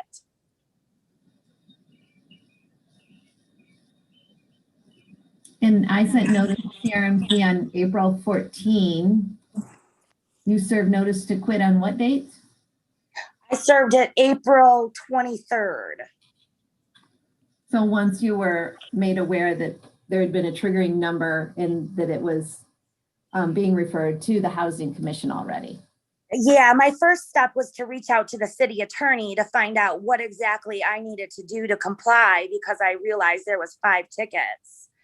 And then that's when you sent that's when we started the eviction process immediately.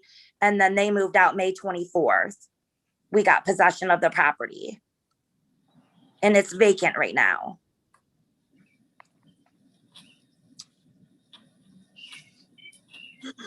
And the last, it should be noted, it wasn't that we had,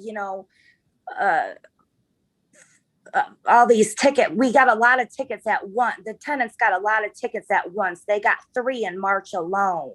So it sort of happened very quickly when they met their threshold.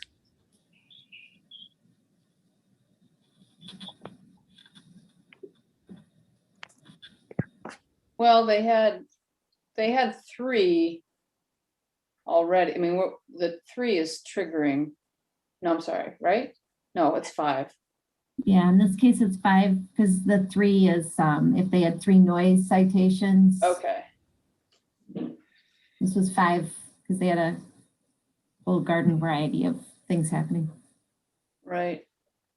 And when we received the 2-party litter, the party litter and the litter one, I had my staff go out there and do a daily check, the maintenance department, do a daily check and pick up the litter themselves. I mean, we're trying to be very cooperative with the city and be good neighbors. So as soon as we got 2-party litters, they were out there taking care of that. And the tenants were charged for all the trash that we picked up after them.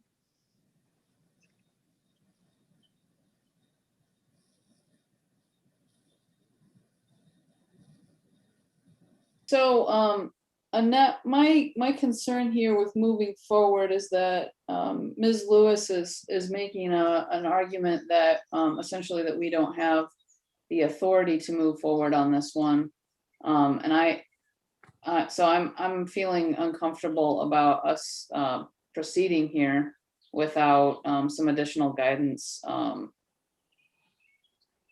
Maybe even from Foster Swift.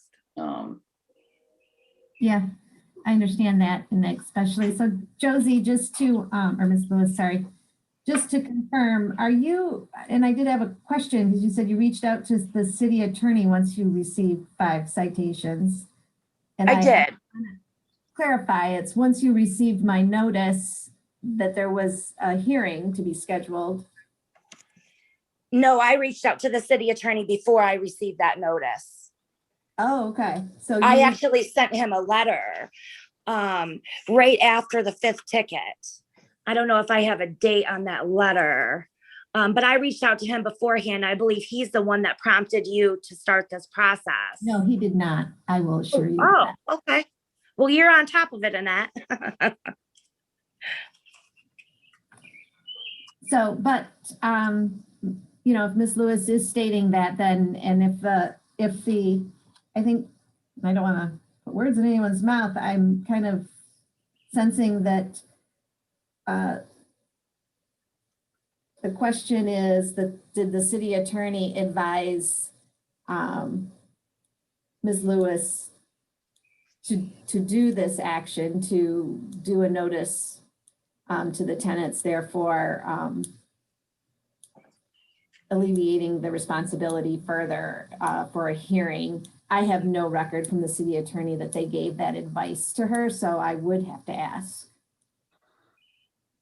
They didn't give that advice to me. I read the ordinance, and the ordinance is pretty clear that this could go to the housing commission unless we took immediate action to evict them. And so that's exactly what I did. And the date of my letter to the city attorney was March 30th, and it was after the 4th ticket. Oh, I'm sorry. That's the wrong letter. My mistake. But no, they didn't advise me of that. I read the ordinance and I took immediate action. Like I said, in April, I sent them the notice to quit right away because we can't have tenants like that. I mean, I understand it's a college town, but we're not going to put our rental license on the line. It's too important to our company, and it's damaging to our reputation and our community standards. So Annette, the thing I'm struggling with is that I in terms of the impact of evicting folks and the timeline and whether we have jurisdiction or not, and those questions are the ones I'm struggling with, and without had we gotten like a something in writing from Ms. Lewis that we could have reviewed and sort of compared, maybe I'd feel like we could have examined that beforehand, but to try to do it on the fly, to read code and listen to everybody, it's just that's a little much for me. Right. And I probably should have filed a response or something. I'm just unfamiliar with this process. That's my error. Does anybody else have thoughts? Could we postpone this hearing to determine if it's necessary based on Annette getting a copy of this letter and speaking to the city attorney? Would that, would that be a problem? Because assuming, and I have no doubt that Ms. Lewis is correct. I mean, that they evicted these folks. I'm just wondering if we should postpone and do a little fact finding in the interim until between now and our next meeting. Yeah, I don't remember I know we've postponed, rental license decisions. I don't remember postponing this type of thing before, Annette. Is there a process that we have followed before in such a case? No, I, in my memory at least, I do not recall that we did not finish a findings hearing. We may have done it in the sanctions portion. I do believe that the Housing Commission certainly part of the hearing process, and because of information brought forward by Ms. Lewis to the commission this evening, I do think it would be appropriate, if the commission so desired, to table the findings hearing at this point, and give direction to staff, and you can have us bring it back at a date certain if you so desire. And I'm happy to provide the letter I sent to the city attorney, and I'm happy to provide the notice to quit to you, Annette, so that you can circulate that if you'd like. Do I hear a motion?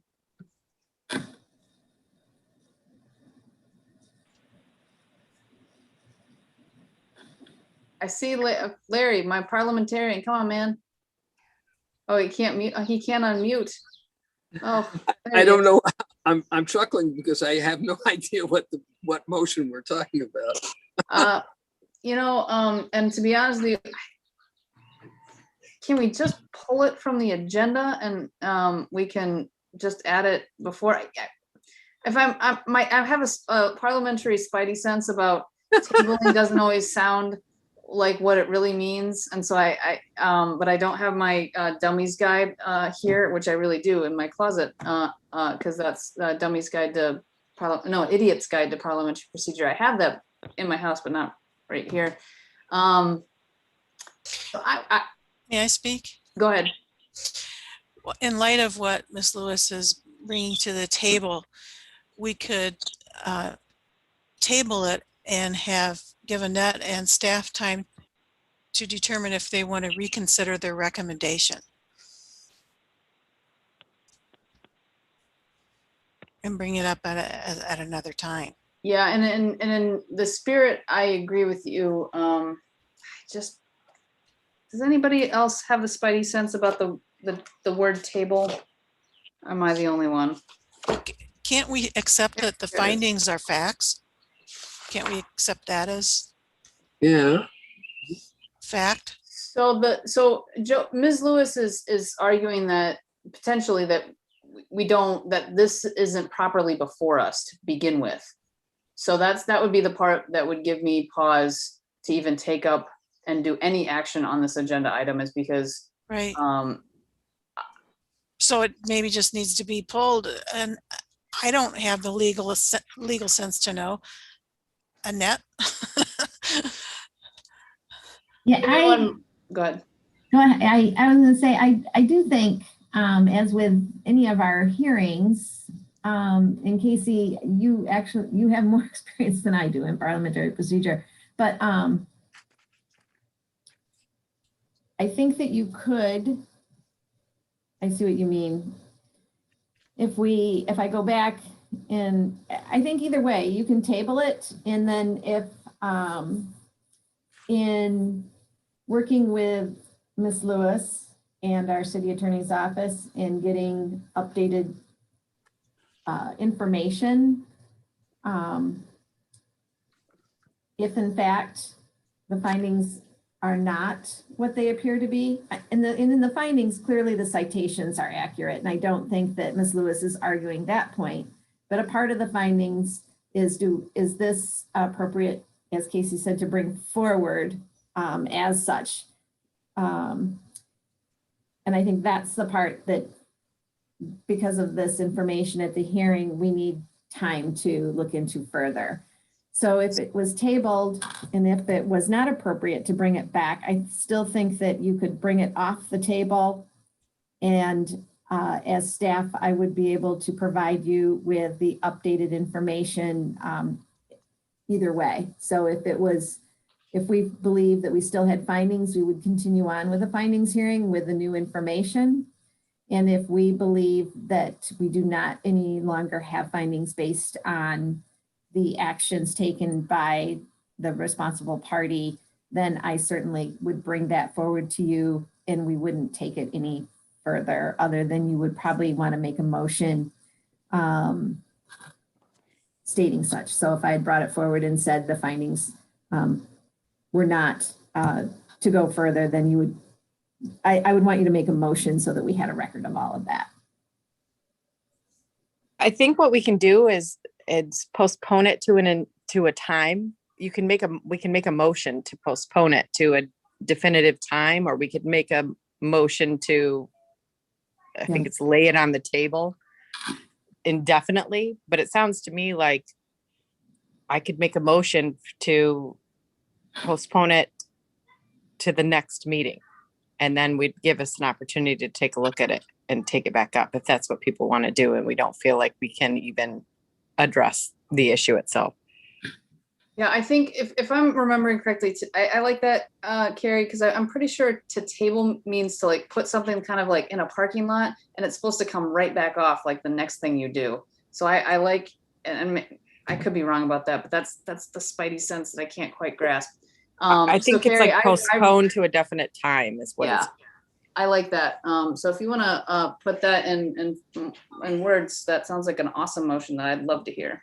All right, so I'll try this. I will make a motion to postpone the matter related to, what's this address? 403 Ann.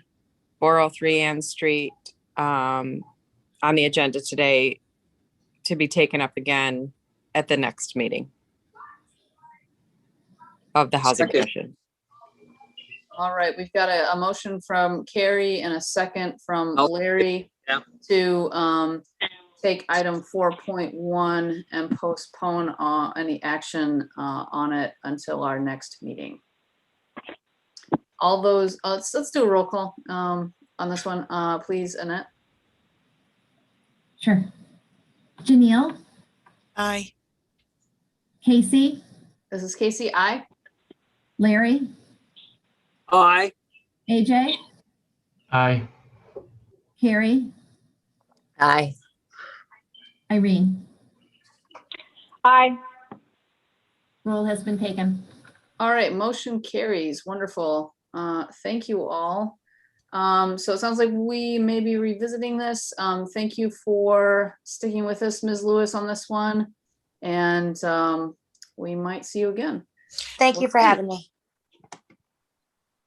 Great. Thanks, everybody, for, man, we are stretching our parliamentary procedure muscles today. I'm gonna have to get my cheat sheet out again. Thank you for bearing with me, your chair, who, I don't know, needs to do some more workouts, I guess. Ready for old business. Do we have any old business? Number 5.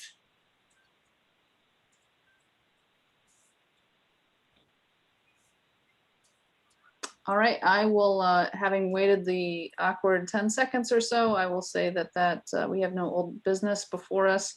Any new business that we need to talk about?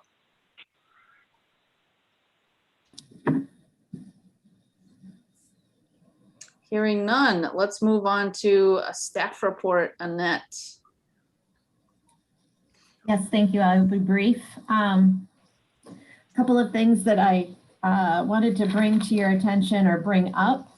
One, in relation to the housing study, we'll be updating with some new or more information on our website. I was hoping to get to it today, but didn't. So hopefully Friday, tomorrow or early next week, and I'll send you all an email once we do that so that you'll know there's new information to take a look at.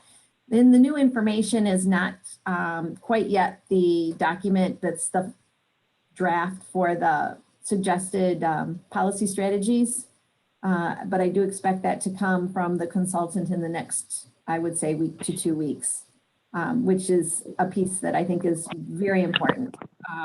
We had talked with them a while back and kind of shared, pointed out a few things, and they are spending some time to do a little more research, which I think only benefits us all in the end.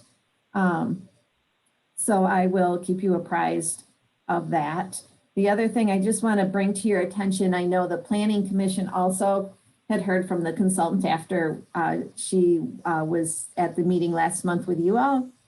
And very similar, I think, in many ways. Their presentation was a little longer because that was the very first time, and you all had the benefit of an earlier presentation. There certainly is a desire on the part of the Planning Commission too, to kind of have a joint session, I guess you would say, with you all at some point in the future. And we're envisioning that yet to be this summer, maybe not next month, but August. So I just kind of wanted to bring that up so it wouldn't come as a surprise, and we'll certainly have to work that out and figure out if that's an additional meeting, if in place of one of ours, we can join one of theirs. And I will do what I can, certainly to coordinate with all of you so that there's an opportunity to be present with that. So I do expect that. The other thing that I would bring to your attention, and I meant to have a picture ready so I could show you a couple. If you haven't been downtown, and I know I said this last month, but really this month, just today, in fact. So Albert Street is, a portion of Albert Street is closed. There's been press releases, so maybe you've seen it, but that all kind of started happening this week and today.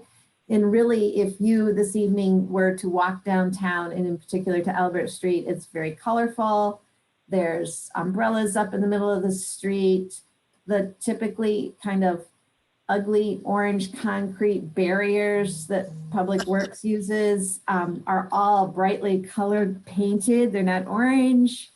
And so, you know, I think it's a great addition to the downtown, and the banner is changed across the walkway to say, don't forget, we are now open, East Lansing.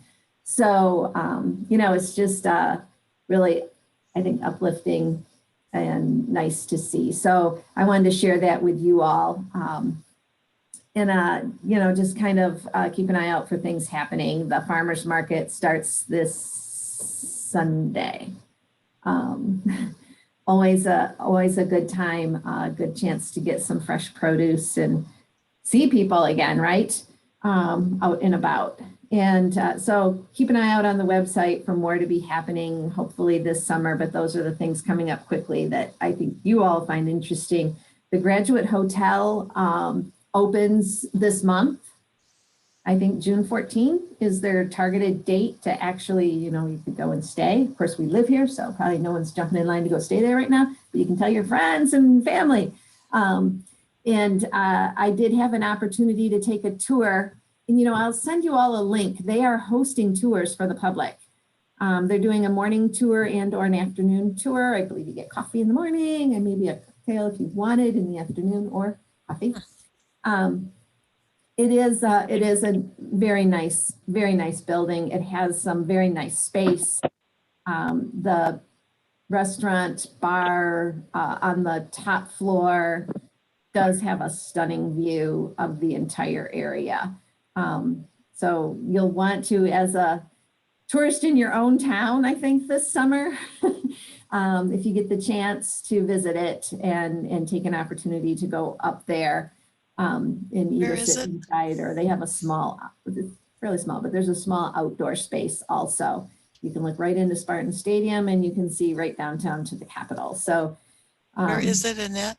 it's so the Graduate Hotel is on the corner of Grand River and Abbott.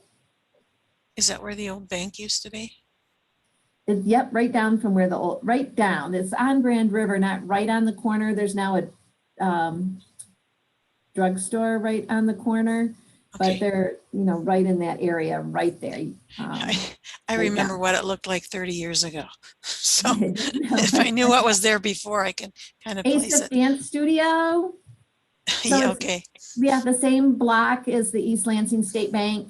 Gotcha. Ace of Dance Studio is a very long-term business in East Lansing. When you go inside, they are incorporating, and I think there'll be more, incorporating some, of course, MSU decor. And that's kind of the theme of the Graduate. You'll find them in many university towns. I believe we're the 30th. So it's not a giant chain, but, you know, we are is my understanding, the 30th Graduate to open. They're all in university towns and incorporate the university and the town. So there's a lot of art in there right now hanging that's from the MSU Art Museum. And then an interesting artifact on the first floor is I call it a potbelly safe. I'm sure there's a technical name, but there's a very, very, very, very old safe that was from the original East Lansing State Bank that was on the corner.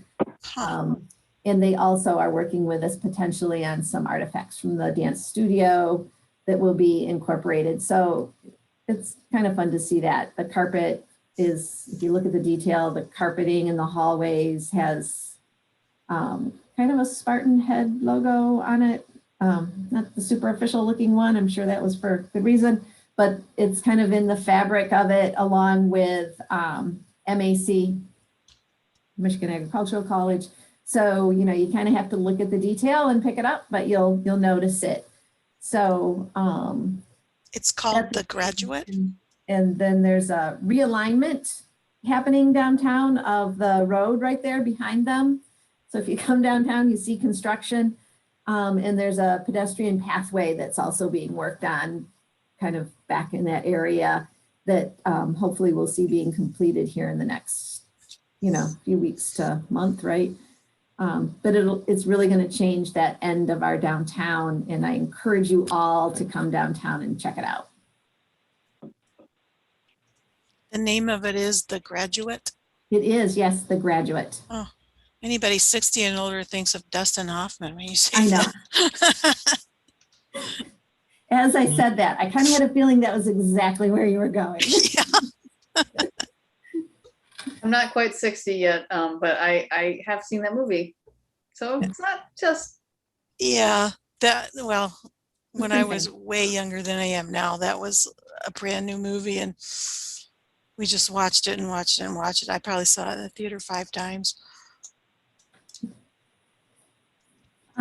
So that is really the conclusion of my staff report for this evening. I send a message from Councilmember Watson that she was doing her best to listen in. She's traveling this evening, and that's why she couldn't join us, but she's very interested, she said, in your thoughtful deliberations this evening.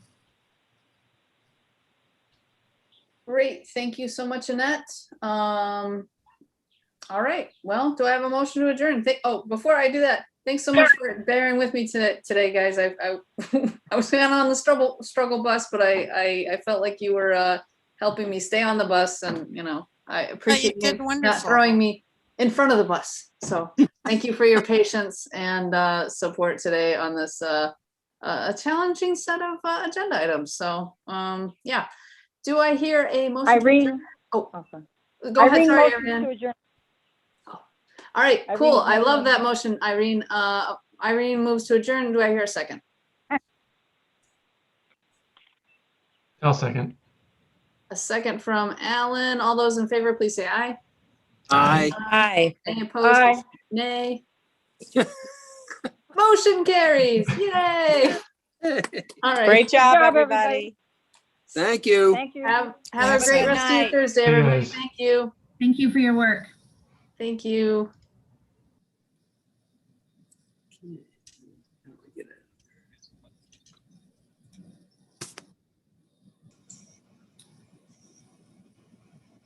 Hey, Signing Desiree. off, Annette.